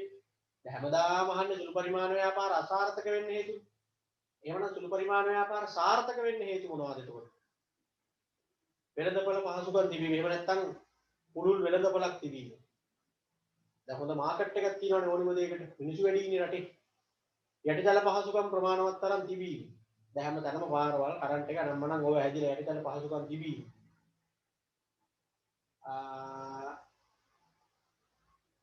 රජයෙන් ලබා දෙන විවිධ පහසුකම්. පොඩ්ඩක් ඔය සුළු පරිමාණ ව්‍යාපාර දියුණු කරන්න රජයත් අවධානය යොමු කරලා තියෙනවනේ. රජයෙන් ලබා දෙන පහසුකම්. කළමනාකරන දැනුම තිබීම. අද ගොඩාක් මේ සුළු පරිමාණ ව්‍යාපාර පටන් ගන්න මිනිස්සු ඉගෙනගත්ත මිනිස්සු. කළමනාකරන දැනුම තිබීම. හරි. කළමනාකරන දැනුම තිබීම. ඊළඟට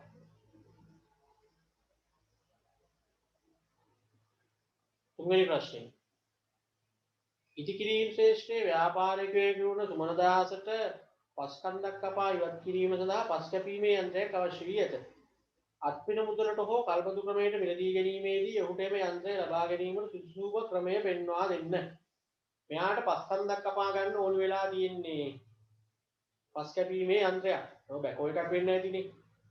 අත්පිට මුදලට ගන්නවද කල්පතු ක්‍රමයට ගන්නවද කියන එක ගැන එයා පොඩ්ඩක් කල්පනා කරනවලු. එයාට මේ දෙකෙන් සුදුසුම ක්‍රමය පෙන්නලා දෙන්නලු. ඔතන කල්පතු කියන එකේදී පුතේ ඔයාට මතක් වෙන්න ඕනි කල්පතු ක්‍රම තුනක් ගැන මම උගන්වලා තියෙනවා. දැන් ඉස්කෝලේ සිලබස් එකේ කල්පතු කියලා දෙනවා. කල්පතු ක්‍රම තුන ගැන කියලා දෙන්නේ නැහැ. හැබැයි කල්පතු ක්‍රම තුනක් තියෙනවා. අපිට අදාළ වත්කම් ගන්න ඕනි කරන සල්ලි ටික දෙනවනේ. ඔය කල්පතු කියන්නේ ලීසින්නේ. ලීසින් එකක් දාලා වාහන ගන්නවා කියන්නේ ඒක මූල්‍ය කල්පතුනේ. අදාළ වත්කම ගන්න ඕනි කරන මුදල කල්පතු සමාගමෙන් දෙනවා. අපි ඊළඟට වත්කම ගෙනල්ලා පාවිච්චි කරනවා. අරයට සල්ලි ටික ගෙවනවා. වත්කම අපිට අයිති වෙනවා. මෙහෙයුම් කල්පතු කියලා හිතුත් තියෙනවා.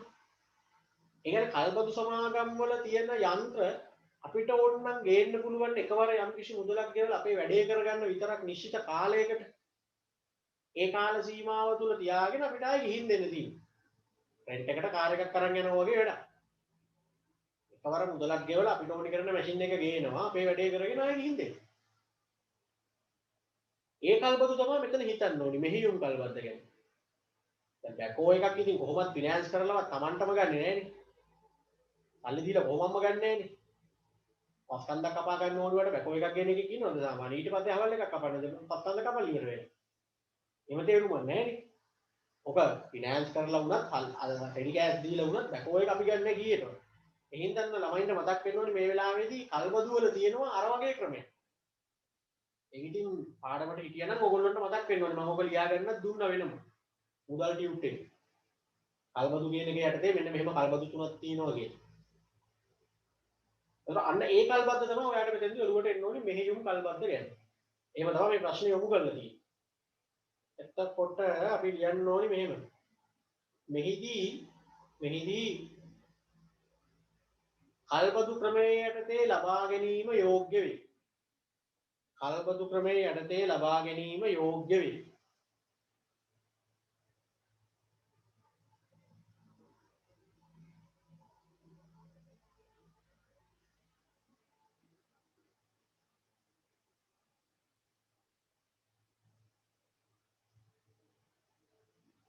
ඔව් මෙයාගේ රස්සාව ඉදිකිරීම ශේෂ්ත්‍රයේ තමයි. ඒ වුණාට ඔය මෙහෙයුම් කල්පදු ක්‍රමයේ යටතේ තමා ගොඩක් වෙලාවට මේ ඉදිකිරීම ශේෂ්ත්‍රයේ ඉන්න අය ඕවා කරන්නේ. මොකද මෙහෙමනේ වැඩි.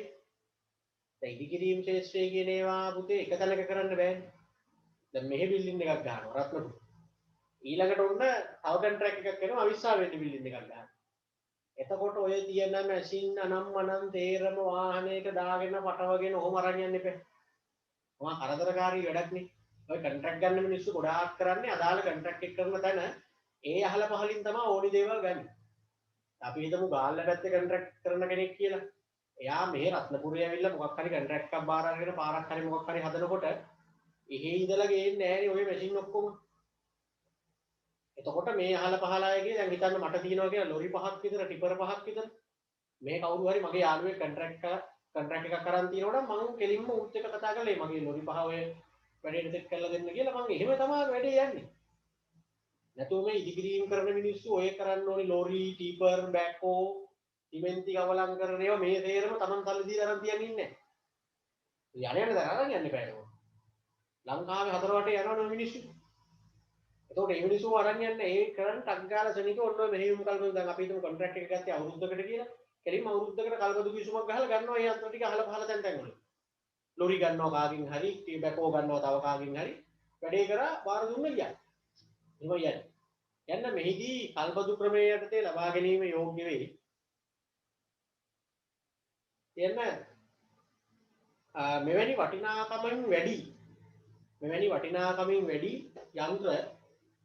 මෙවැනි වටිනාකමින් වැඩි යන්ත්‍ර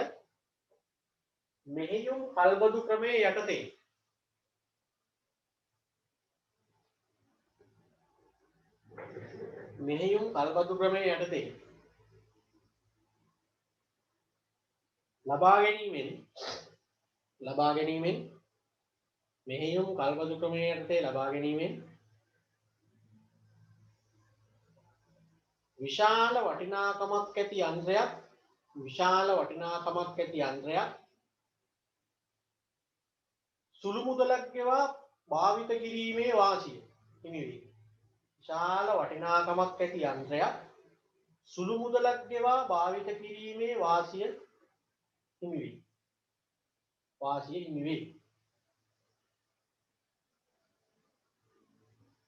එමෙන්ම වත්කමේ නඩත්තුව කල්බදු සමාගම විසින් සිදු කරයි.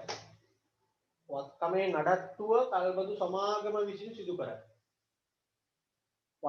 නඩත්තුව කල්බදු සමාගම විසින් සිදු කරයි. එමෙන්ම වත්කමේ නඩත්තුව කල්බදු සමාගම විසින් සිදු කරයි.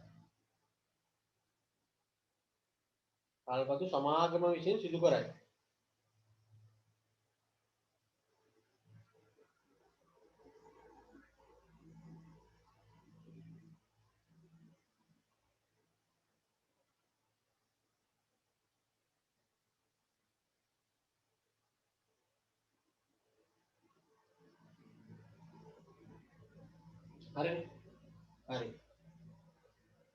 ඊළඟට තව ඕනනම් එකක් ලියන්න ලකුණු කීයක්ද ඒකට? ලකුණු 4ක් තව එකක් ලියන්න.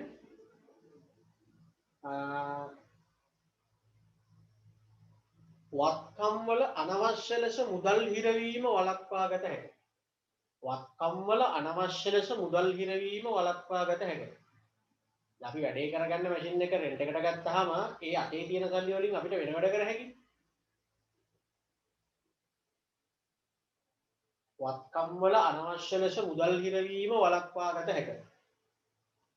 වත්කම් වල අනවශ්‍ය ලෙස මුදල් හිරවීම වළක්වා ගත හැකියි. හරි.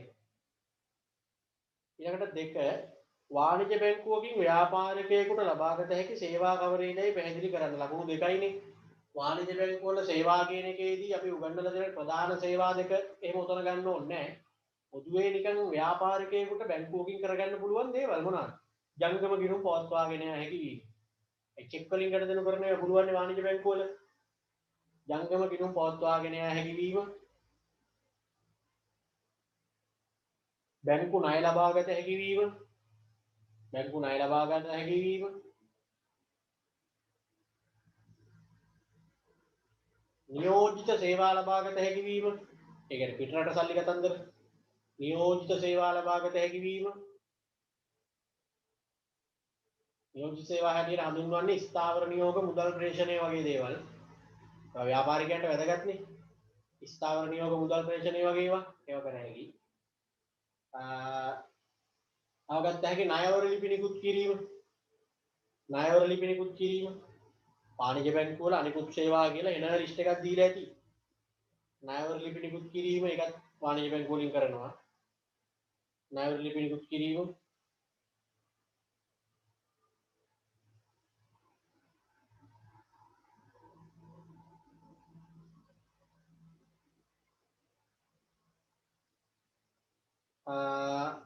අවගත්ත හැකි උකස් සේවා.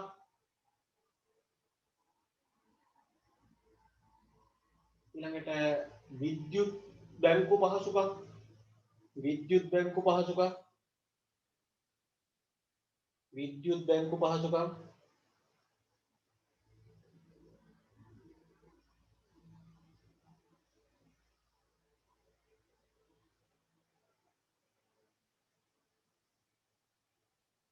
හරි.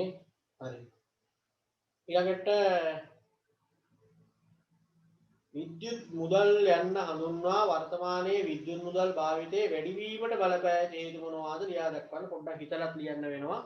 ඉස්සෙල්ලාම අහනවා විද්‍යුත් මුදල් කියන්නේ මොනවාද කියලා. ලියන්න ඩිජිටල් තාක්ෂණය හරහා ගෙවීම් පියවීමේදී යොදා ගන්නා ප්ලාස්ටික් කාඩ්පත්. ඩිජිටල් තාක්ෂණය හරහා ගෙවීම් පියවීමේදී යොදා ගන්නා ප්ලාස්ටික් කාඩ්පත්.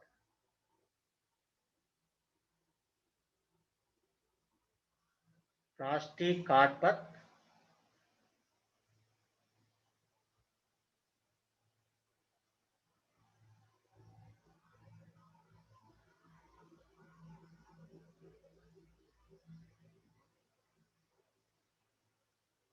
विद्युत मुदल लेස හඳුන්වයි.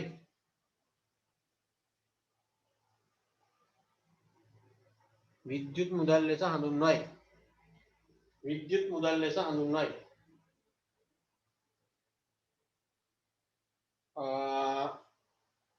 උදාහරණ ඉල්ලනවාද? උදාහරණ තෝරන්න නිකන් දාන්න ණය කාඩ් හර කාඩ් ඒ වගේ දාලා අපෙන් අහන්නේ විද්‍යුත් මුදල් භාවිතය වැඩි වීමට බලපෑ ඇති හේතු. වර්තමානයේ වෙනකොට මිනිස්සුන්ගේ මේ විද්‍යුත් මුදල් භාවිතය එන්න වැඩි වෙලා තියෙනවලු. ඒකට හේතු තමයි එකක් පහසුව හා කාලය ඉදිරි වීම. ඒක හිතලා ලියන්න ඕනේ. පහසුව හා කාලය ඉදිරි වීම. වංචා කිරීමේ ඉඩකඩ අඩු වීම. වංචා කිරීමේ ඉඩකඩ අඩු වීම.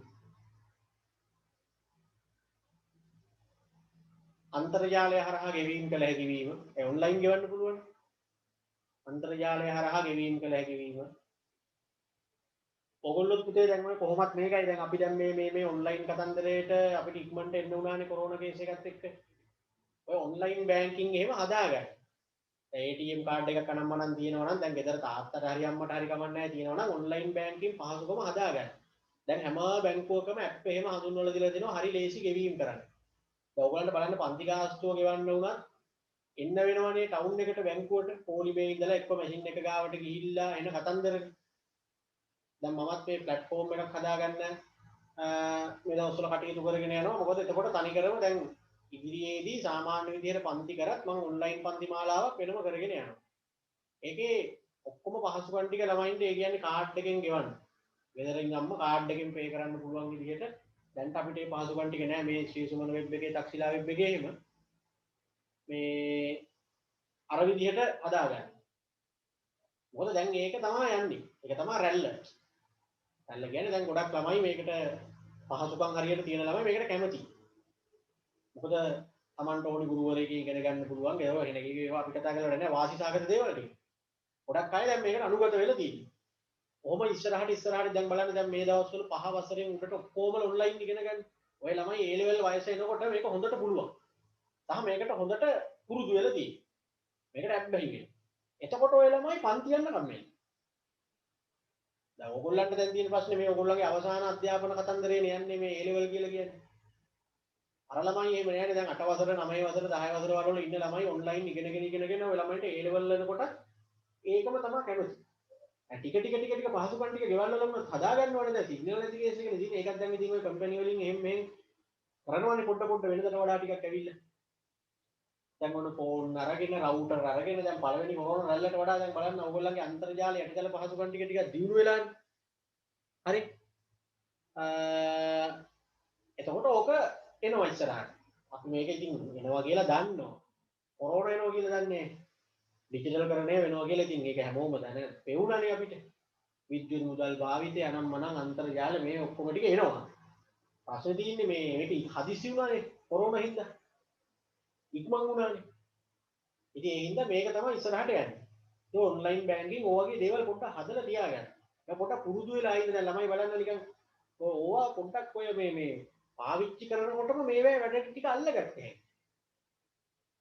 ඔය දැන් ළමයි මම උදේ ඉඳලා කතා කරා මේ ෆොටෝ එක දාගන්න දෙන්නේ නැහැ ෆොටෝ එකක් දාන්න බෑ අරක මේක ඉතින් ඒවා ඉතින් බෑ තමා මා සෑහෙන කල් ගිහිල්ලා Zoom එකේ ප්‍රොෆයිල් පික් එක හදාගන්න. ඒව පොඩ්ඩක් ඔබ බලන්න ඕවා නම් මම. ඊළඟ එක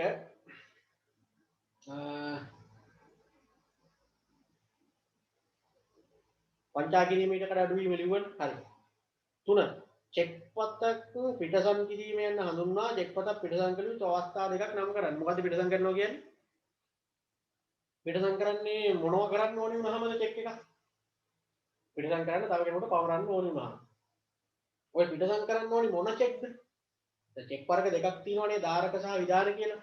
ඔය දෙකෙන් ධාරක චෙක් පිටසන් කරන්න ඕනේ නැහැ. විධාන චෙක් තමයි පිටසන් කරන්න ඕනේ. ඒතර විධාන චෙක් තමයි අපි පිටසන් කරන්නේ තවත් කෙනෙකුට පවරන්න. ආලියන විධාන චෙක් පතක් පැවරීමේදී විධාන චෙක් පතක් පැවරීමේදී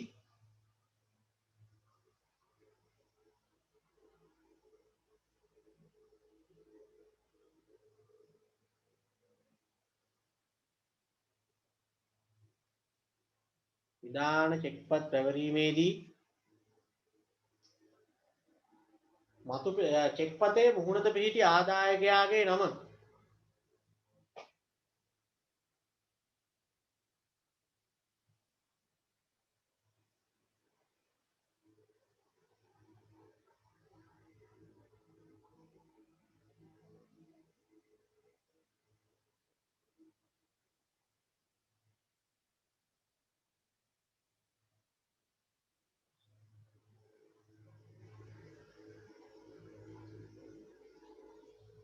මතු පිහිටි ආදායකයාගේ නම චෙක් පතේ පිටුපස ලිවීම චෙක් පතේ පිටුපස ලිවීම චෙක් පතේ පිටුපස ලිවීම චෙක් පතේ පිටුපස ලිවීම පිටසන් කිරීම ලෙස හඳුන්වයි. පිටසන් කිරීම ලෙස හඳුන්වයි. පිටසන් කිරීම ලෙස හඳුන්වයි. පිටසන් කළ යුතු අවස්ථා අහනව නේද? අවස්ථා දාන්න. ඔව්. එකක් තමයි විධාන චෙක්පත් පැවරීමේදී. පිටසන් කරන්න ඕනේ මොන වෙලාවටද අහනවනේ. විධාන චෙක්පත් පැවරීමේදී ළඟට විධාන චෙක්පතකට කවුන්ටරයෙන් මුදල් ලබා ගැනීමේදී විධාන චෙක්පතකට කවුන්ටරයෙන් මුදල් ලබා ගැනීමේදී විධාන චෙක්පතකට කවුන්ටරයෙන් මුදල් ලබා ගැනීමේදී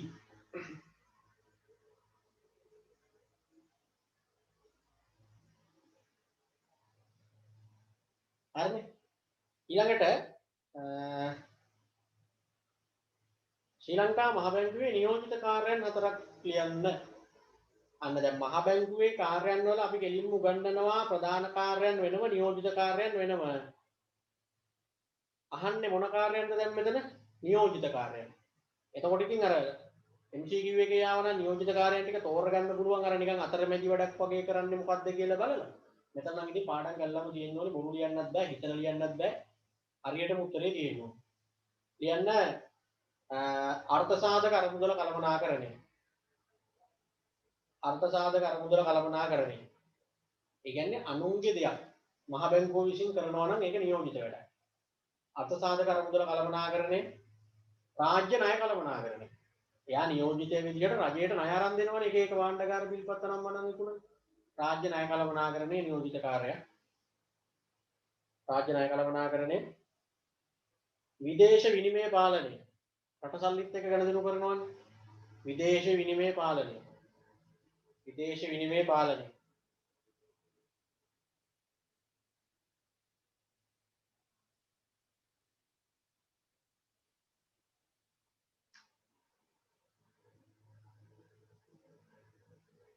එයාට කුඩා පරිමාණ මූල්‍ය කරන වැඩසටහන් කුඩා පරිමාණ මූල්‍ය කරන වැඩසටහන්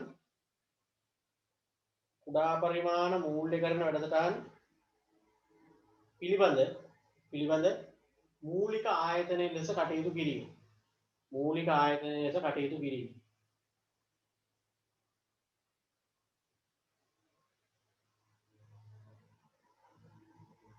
හරි ඊළඟට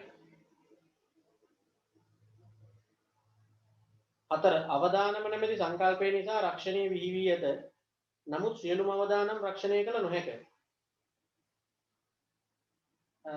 අපෙන් අහනවා රක්ෂණය කළ හැකි අවදානමක තිබිය යුතු ලක්ෂණ මොනවාද රක්ෂණය කරන්න පුළුවන් අවදානම් ගැන උගන්වලා තියෙන රක්ෂණයේ පාඩමේදී මෙන්න මේ ලක්ෂණ තියෙන්න ඕනේ කියලා රක්ෂණයේ පාඩමත් අපි ඔන්ලයින් තමයි කරේ පළවෙනි කොරෝනා රැල්ලේදී නියෝග කරේ රක්ෂණය කළ හැකි අවදානමක තිබිය යුතු ලක්ෂණ පහක් කියලා දීලා තියෙනවා අපෙන් කීයක් දහන්නේ ලක්ෂණ මොනවාද කියලා අහන්නේ ලකුණු 2යිනේ 4ක්වත් ලියන්න ඕන මුදලින් මැනිය හැකි වීම පුරෝකතනය කළ හැකි වීම හැම අවදානමක්ම රක්ෂණය කරන්න බෑ රක්ෂණය කරන්න පුළුවන් මොනවද මුදලින් මැනිය හැකි වීම පුරෝකතනය කළ හැකි වීම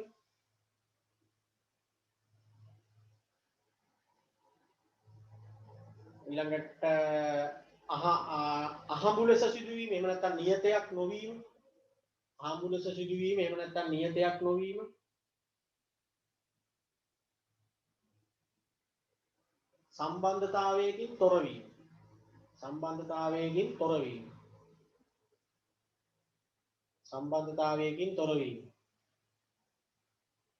සම්බන්ධතාවයකින් තොරවීම එහෙම අහනවා රක්ෂණය කළ නොහැකි අවදානම් වලට උදාහරණ දෙන්න. රක්ෂණය කරන්න බැරි මොන වගේ ඒවාද කියලා උගන්වලා තියෙනවා. මොනවාද සාමාන්‍ය පුතේ රක්ෂණය කරන්න බැරි අවදානම් හැටියට අපි ගත්තේ?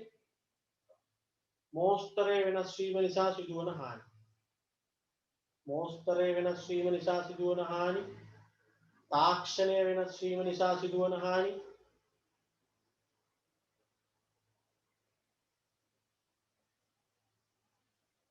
ස්වභාවයෙන්ම උරුම වී ඇති හානි. කියන්නේ වහිනේව පායනේව නෙමෙයි ස්වභාවික විපත් නෙමෙයි මම මේ කියන්නේ. ස්වභාවයෙන්ම උරුම වී ඇති හානි. වලකඩ කණේවා, පුස් කණේවා, දි รา පත් වෙනේවා. ඒවා ඉතින් කොහොමත් වෙනවනේ. ස්වභාවයෙන්ම උරුම වී ඇති හානි. වැරදි කළමනාකරන තීරණ නිසා සිදුවන හානි. ඕවා රක්ෂණය කරන්න බෑ. වැරදි කළමනාකරන තීරණ නිසා සිදුවන හානි.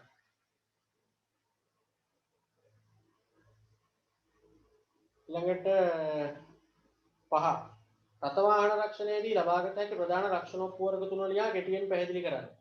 රථවාහන රක්ෂණයේදී ප්‍රධාන උපවර්ග 3ක් තියෙනවානේ ගන්න පුළුවන් ඒවා. ඒ ඔප්පු තුන එකිනෙකට වෙනස් වෙන්නේ ඒ එක් ඔප්පුවෙන් ආවරණය වෙන අවදානම් මොනවද කියන එක මතනේ. එකක් තමයි සාමාන්‍යයෙන් පල්ලෙහාම මට්ටමේ එක මොකද්ද? අවම තෙවන පක්ෂ රක්ෂණය. තර්ඩ් පාටි කියලා කියන්නේ. බයිසිකල් වලට එහෙම ගොඩක් වෙලාවට දාන්නේ ඔබ. අලියන අවම තෙවන පක්ෂ රක්ෂණය. ඒක පොඩි පැහැදිලි කිරීමක් කියන හින්දා මේකෙන් ආවරණය වෙන්නේ කාවද කියන එක විතරක් අපි ලියාගෙන යන්න.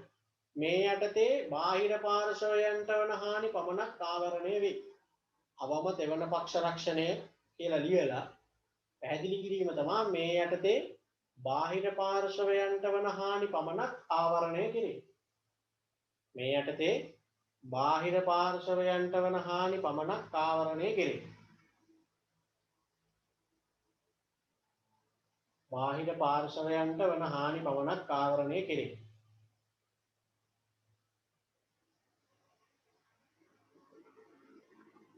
ඊළඟට තෙවන පාර්ශව ගිනි හා සොරබිය රක්ෂණය. දෙවෙනි එක. තෙවන පාර්ශව ගිනි හා සොරබිය රක්ෂණය. තෙවන පාර්ශව ගිනි හා සොරබිය රක්ෂණය. තෙවන පාර්ශව ගිනි හා සොරබිය රක්ෂණය.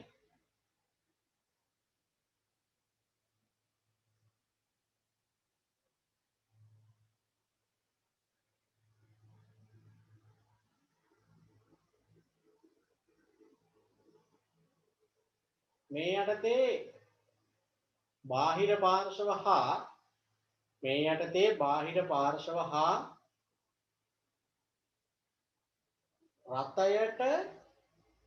රතයට ගින්නෙන් හා සොරුන්ගෙන් වන හානි. රතයට ගින්නෙන් හා සොරුන්ගෙන් වන හානි. රතයට ගින්නෙන් හා සොරුන්ගෙන් වන හානි. ආවරණය කෙරේ. ආවරණය කෙරේ.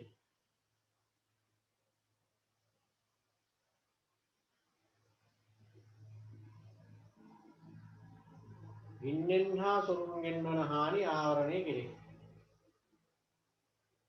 ඊළඟට ලියන්න පූර්ණ රතවාහන රක්ෂණය. පූර්ණ රතවාහන රක්ෂණය.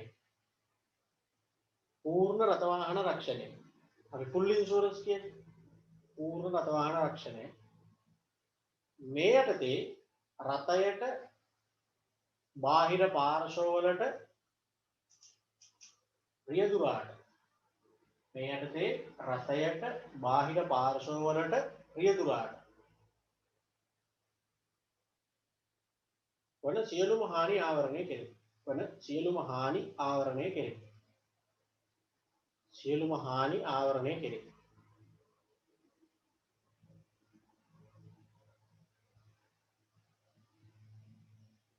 ඊළඟට රක්ෂණය කළ රක්ෂණ කිවිසුමක් වළංගු වීම සඳහා සම්පූර්ණ වී යුතු කොන්දේසි. ඔකත් උගන්වලා තියෙනවා. රක්ෂණ කියන්නේ කිවිසුමක්. රක්ෂකයා හා රක්ෂිතයා කියන දෙන්න අතර ඇති වෙන කිවිසුමක්. ඕනෑම කිවිසුමක් සම්පූර්ණ වෙන්න කොන්දේසි පහක් ඉෂ්ට වෙන්න එපා. ඉතින් මම කියව රක්ෂණය කියන්නේ කිවිසුමක්. ඒ නිසා මෙන්න මේ කොන්දේසි පහ සම්පූර්ණයි නම් තමයි රක්ෂණය කියන කතන්දරේ රක්ෂණය කියන කිවිසුම ඇති වෙන්නේ. මොනවද ඔය කියපු කොන්දේසි? එකක් තමයි නෛතික කිවිසුමක් ඇති කර ගැනීමේ අදහස. අයිඩියා එන්නේ පැයිසෙල් රක්ෂණය වෙන්න ඕනි කියන අදහස පහළ වෙන්න ඕනි ඉස්සෙල්ලා. නෛතික කිවිසුමක් එහෙම නැත්නම් නෛතික බැඳීමක් ඇති කර ගැනීමේ අදහස. නෛතික බැඳීමක් ඇති කර ගැනීමේ අදහස. ඊළඟට අර්පණය හෙවත් යෝජනාව. ඊළඟට අපි ගිහින් කියන්න ඕනේ රක්ෂණය මට වෙන්නේ එක රක්ෂණය කරන්න ඕනි කියලා. අර්පණය හෙවත් යෝජනාව. අර්පණය හෙවත් යෝජනාව.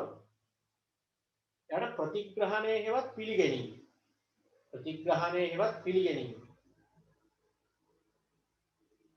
ප්‍රතිග්‍රහණය හෙවත් පිළිගැනීම.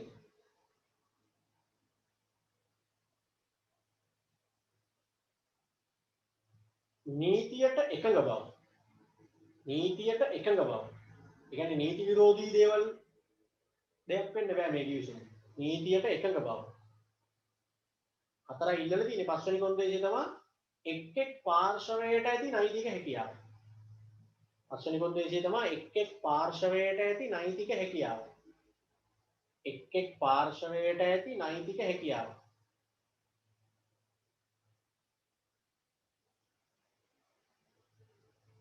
එක් එක් පාර්ශවයට ඇති නෛතික හැකියාව.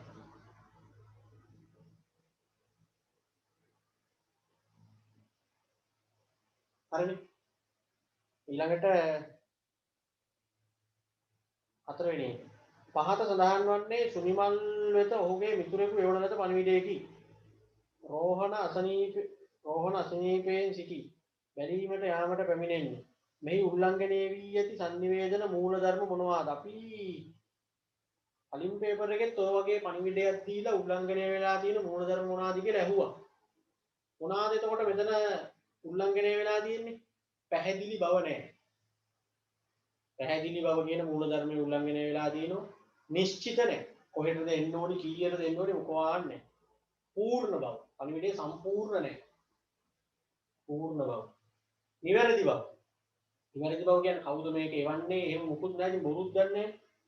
නිවැරදි බව. ඊළඟට අහනවා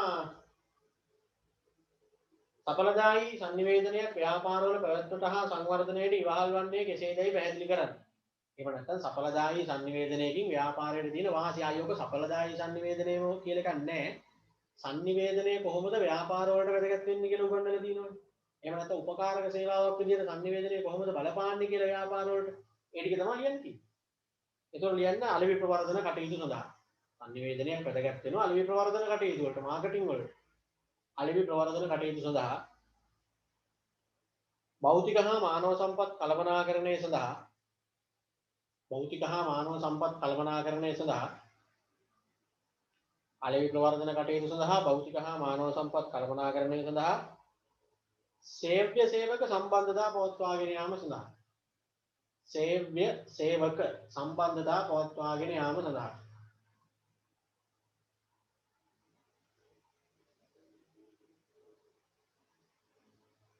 ඇල්මැති පාර්ශවයන් සමග සම්බන්ධතා පවත්වා ගැනීම සඳහා ඇල්මැති පාර්ශවයන් සමග සම්බන්ධතා පවත්වා ගැනීම සඳහා සඵල සංනිවේදනයක් ව්‍යාපාර කටයුතු වලට වැදගත් වෙන හැටි ඊළඟට දෙකේ අයන් පහත සඳහන් අවස්ථාවලදී ආයතනයකට යොදාගත හැකි වඩාත්ම සුදුසු සංනිවේදන ක්‍රමය නම් කර හේතු පැහැදිලි කරන්න. ආයෝජන ප්‍රවර්ධන කලාපයේ කර්මාන්ත ශාලාවක මූල්‍ය වාර්තාවල පිටපත් එංගලන්තයේ පිහිටි මව් සමාගමට යැවීමට ඒ වගේ මොනවා හරි දෙයක මුල් පිටපත් වෙන රටකට යවනවා නම් හොඳම එක තමයි ෆැක්ස්. කියන ෆැක්ස්. මේන් ෆැක්ස් කරන එක තමයි හොඳම. මුල් පිටපත්නේ. ඒකට හේතුත් ලියන්න කියනවනේ. මුල් පිටපත් ඒ ආකාරයෙන්ම යවිය හැකි වීම. ඒක හේතුවක් ඒක. ෆැක්ස් කියන එක ගැලපෙන්නේ ඒකයි. මුල් පිටපත් ඒ ආකාරයෙන්ම යවිය හැකි වීම ඉක්මනින් හා අඩු පිරිවැයකින් යවිය හැකි. ඉක්මනට යවන්නත් බෑ මේක.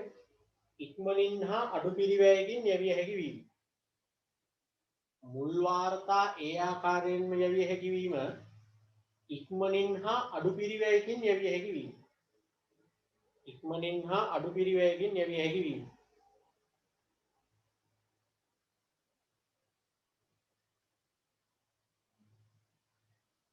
ඊළඟට ආයි තියෙනවානේ තමුණා දෙවනවා කියන්නේ විදේශ විශ්වවිද්‍යාලයකට තම අධ්‍යාපන සහතිකවල මුල් පිටපත් ඉතා ඉක්මනින් යැවීම.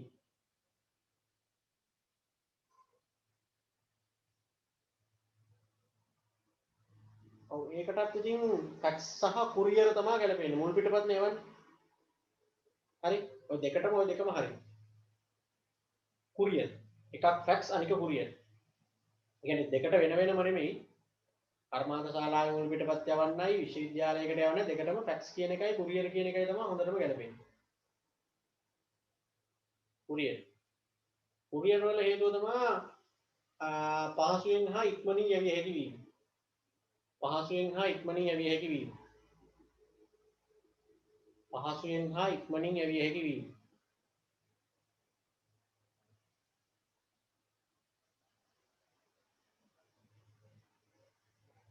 ඊමේල් හරියන්නේ නැහැ මුල් පිටපත්නේ. එවන්න කියන්නේ ඒකට මුල් පිටපත් කියලා දාලා තියෙනවා.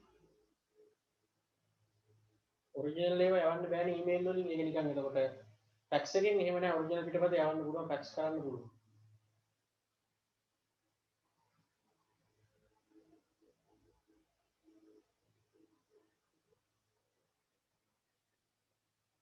ඊළඟට තියෙන මොකද්ද?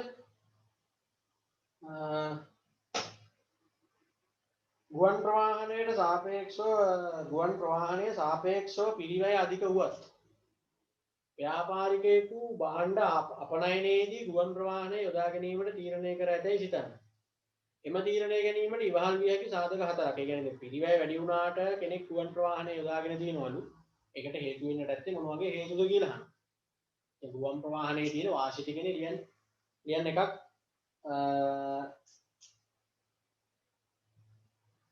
වේගවත් බව. ගොඩක් වෙලාවට මිනිස්සු ගුවන් ප්‍රවාහනය යොදාගන්නේ වේගවත් බව. වේගවත් බව ආරක්ෂාකාරී බව. මොකද ඖෂධ එළවලු මේ පළතුරු ඉක්මනින් නරක වෙන දේවල් එහෙම ටක් ගාලා කියනකොනේ. ඊට නශ්‍ය වෙන භාණ්ඩ ප්‍රවාහනයට යෝග්‍ය වීම. නශ්‍ය වෙන භාණ්ඩ ප්‍රවාහනයට යෝග්‍ය වීම. නශ්‍ය වෙන භාණ්ඩ ප්‍රවාහනයට යෝග්‍ය වීම. ආදිය පොඩ පැහැදිලි කරන්න එපා. ආදිය අනිකුත් ප්‍රවාහන ක්‍රමවලට සාපේක්ෂව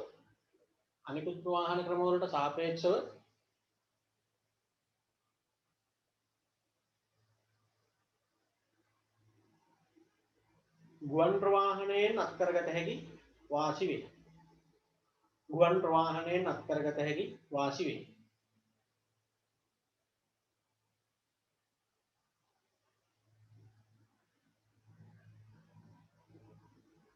හරි. ඊළඟට ප්‍රවාහනයේනු පද්ධතියකි පැහැදිලි කරන්න. ඔය ඉතින් ප්‍රවාහනය තුල ප්‍රධාන කොටස් කීපයක් අන්තර්ගතයිනේ. මොනවද? මාර්ගය, මාධ්‍ය, බලය, පර්යන්ත. ඒ ඔක්කොම එකතු වුණාම තමයි එතන ප්‍රවාහනය කියන දේ සිද්ධ වෙන්නේ. ආලියන්න මෙහෙම ප්‍රවාහනය තුල එනතම් ප්‍රවාහනය සම්පූර්ණ වීම සඳහා මූලිකාංග හතරක්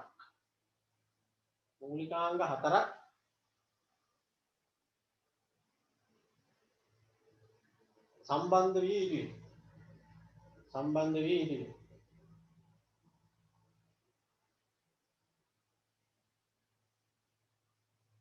එම නිසා ප්‍රවාහනය යනු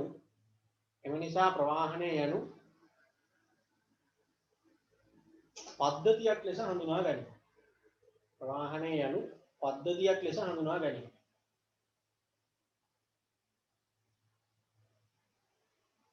ඊට පල්ලෙහාට දාන්න කොටස් ටික මාර්ගය, මාධ්‍ය, බලය, පර්යන්ත. පල්ලෙහාට කොටස් ටික දාන්න මාර්ගය, මාධ්‍ය, බලය, පර්යන්ත.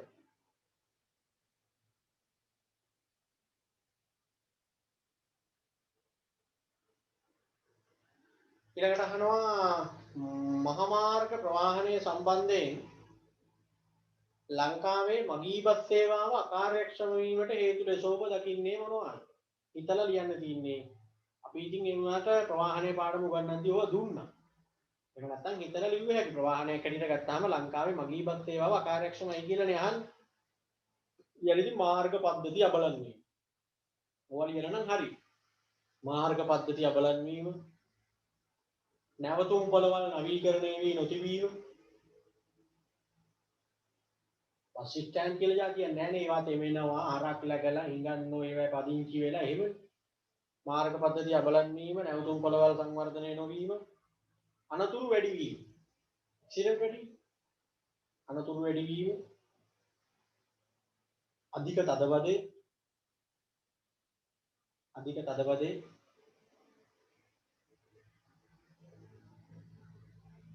නීති රීති ක්‍රියාත්මක කිරීමේ ගැටලු. නීති තියෙන ඕනි තරම් ක්‍රියාත්මක වීමේ ප්‍රශ්න තියෙනවා. නීති රීති ක්‍රියාත්මක කිරීමේ ගැටලු.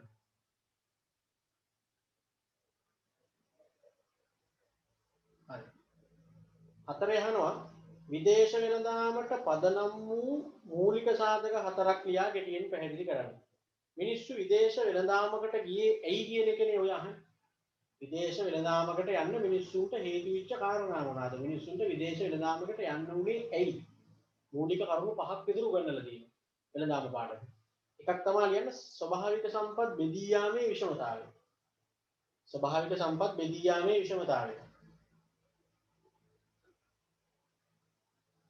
ඔබින් චුට්ටක් පැහැදිලි කරලා දෙන්න ඉතින් ඕගොල්ලන්ට තේරෙන විදිහට. ඒ කියන්නේ සෑම රටකම ස්වභාවික සම්පත් එක හා සමානව නැහැ. ඇතම් රටවල උදාහරණයක් වශයෙන් ලංකාවේ තේව වෙනවා, සමහර රටවල තේව වෙන්නේ නැහැ. මැද පෙරදිග රටවල khනිජ තෙල් තියෙනවා, ලංකාවේ khනිජ තෙල් නැහැ. ඒ නිසා මිනිස්සු අතිරික්තව මේ මාරු කරගන්න පටන් ගත්තා. අනේ වගේම තමයි සෑම රටකම ස්වභාවික පරිසරය එකම ආකාරයකින් පිටා නොතිබීම තමයි පැහැදිලි කිරීම. ස්වභාවික සම්පත් බෙදී යාමේ විෂමතාවය. ඊළඟට සමහර රටවල ඒකාධිකාරී තත්ත්වයන් තිබීම. තව හේතුවක්, තව පදනම් වෙච්ච හේතුවක්. සමහර රටවල ඒකාධිකාරී තත්ත්වයන් තිබීම.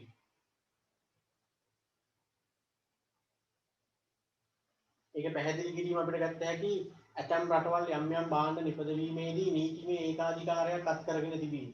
උදාහරණ ජපානයේ මෝටර රටවල. ඒ තාක්ෂණය කාටවත් දෙන්නේ නැහැ.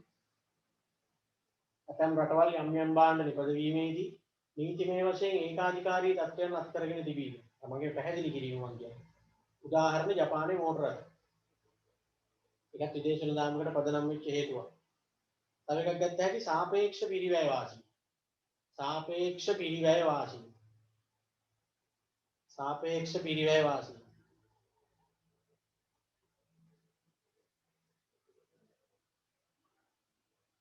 ඒ කියන්නේ ඇතම් රටවලට අඩු ආවස්තික පිරිවැයක් යටතේ නිපදවිය හැකි භාණ්ඩ තිබීම. එහෙම නැත්නම් ඇතම් රටවල් යම් යම් භාණ්ඩ නිපදවීමේදී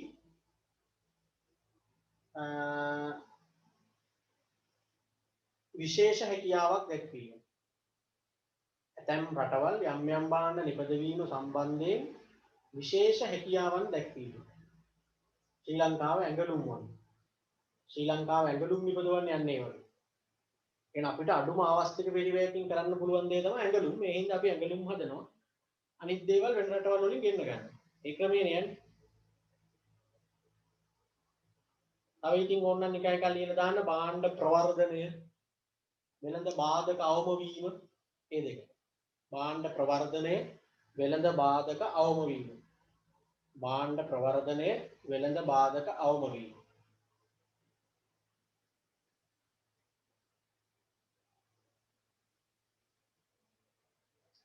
අන්තිමේ අද ලෝකයේ බොහෝ රටවල කලාපීය වෙළඳ කිවිසුම් ඇති කර ගැනීම සුලභ දසුනකි. එවැනි කිවිසුම් වලට ඇතුළත් වීමෙන් ශ්‍රී ලංකාවට ලැබිය හැකි වාසි සහ අවාසි. දැන් වෙළඳ කිවිසුම් ගහන කේස් එක තියෙනවානේ සැරටම ලංකාවේ. මොන ආණ්ඩුවෙන් ඔය වගේ වෙළඳ කිවිසුම් ගහුවත් ඉතින් විරුද්ධ පක්ෂයෙන් ඔය සම්බන්ධයෙන් කෑ ගහනවා. දැන් කලින් ආණ්ඩුවේ මොනවා හරි කෑල්ලක් කොහෙන් දෙන්න ගියාම ඔන්න මේගොල්ලෝ මැරෙන්නේ හැදුවා. දැන් මේගොල්ලෝ එහෙම මෙහෙන් කෑලි කෑලි කීනට විකුණනවා. එතකොට අනික් කට්ටිය කෑ ගහනවා. කොහොම හරි ඉතින් ඔය වෙළඳ කිවිසුම් ගහන ඒවා හැම වෙලේම නරකම විතරක් නෙවෙයි. නරකක් තියෙනවා, හොඳක් තියෙනවා. දැන් වාසිය අවාසි දෙකම තියෙනවා ඉතින්. ආවාසි හැටියට ලියුව හැකි ඍජු විදේශ ආයෝජන ගලා එන. ඍජු විදේශ ආයෝජන ගලා එන. ඍජු විදේශ ආයෝජන ගලා එන.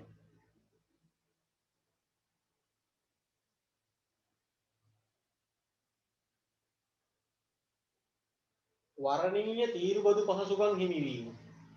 ඒ කියන්නේ අපිට එක එක රටවල් වලට භාණ්ඩ එහෙම යවන්න පුළුවන් අඩු තීරුබදු යටතේ එහෙම. වර්ණීය තීරුබදු පහසුකම් හිමිවීම. වාසි. වර්ණීය තීරුබදු පහසුකම් හිමිවීම. වෙළඳපළ ස්ථාවර වීම. කිවිසුමක් ගහගත්තාම සුවර් වෙළඳපොළ ස්ථාවර වීම. රටවල් අතර සහයෝගීතාවය වර්ධනය වීම. රටවල් අතර සහයෝගීතාවය වර්ධනය වීම. ඒවා වාසි. අවාසි තමයි අනවශ්‍ය බැඳීම් වලට යටත් වීම. අපිට පොඩ්ඩක් ඉතින් අර යටත් වෙලා ඉන්න වෙන කේස් එකක් තියෙනවා. අනවශ්‍ය බැඳීම් වලට යටත් වීමට සිදුවීම. මිල උච්චාවචන වාසි අහිමි වීම. මිල උච්චාවචන වාසි අහිමි වීම. මිල උච්චාවචන වාසි අහිමි වීම. ඒ කියන්නේ දැන් අපි කිවිසුම ගැහුවාම යම්කිසි මිලකට ඉදිරියේදී මිල අඩු වුණත් අපිට අර මිලටම කරන්න වෙනවා. ඒ ඉදිරියේදී මිල වැඩි වුණොත් ඒක අර මිලටම කරන්න හින්දා කොහොමද ඒක වාසි. මිල වැඩි වුණොත් එකෙන් අපිට වාසියක් වෙනවා. අඩු වුණොත් ඉතින් ඒක අඩු වීමේ වාසිය අපිට හම් වෙන්නේ නැහැ. ඊළඟට දේශීය කර්මාන්ත වලට අහිත කරවීම. එම කිවිසුම් ගහගන්න එක ඉතින් අපේ රටේ තියෙන කර්මාන්ත වලට අහිත කරයි. දේශීය කර්මාන්ත වලට අහිත කරවීම.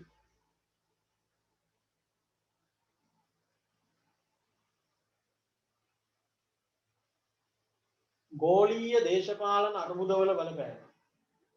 ගෝලීය දේශපාලන අර්බුදවල බලපෑම.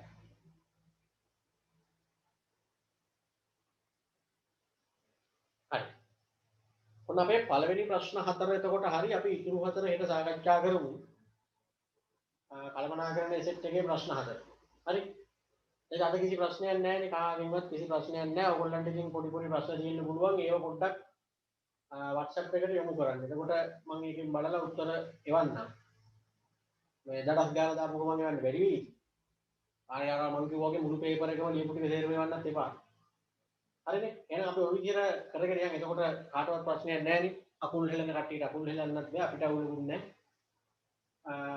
ඉදිරියේදී එතකොට ඔය ටික කොහොම හරියයිනේ. හරි. එහෙනම් ළමයි හැමෝටම good night. ආයෙත්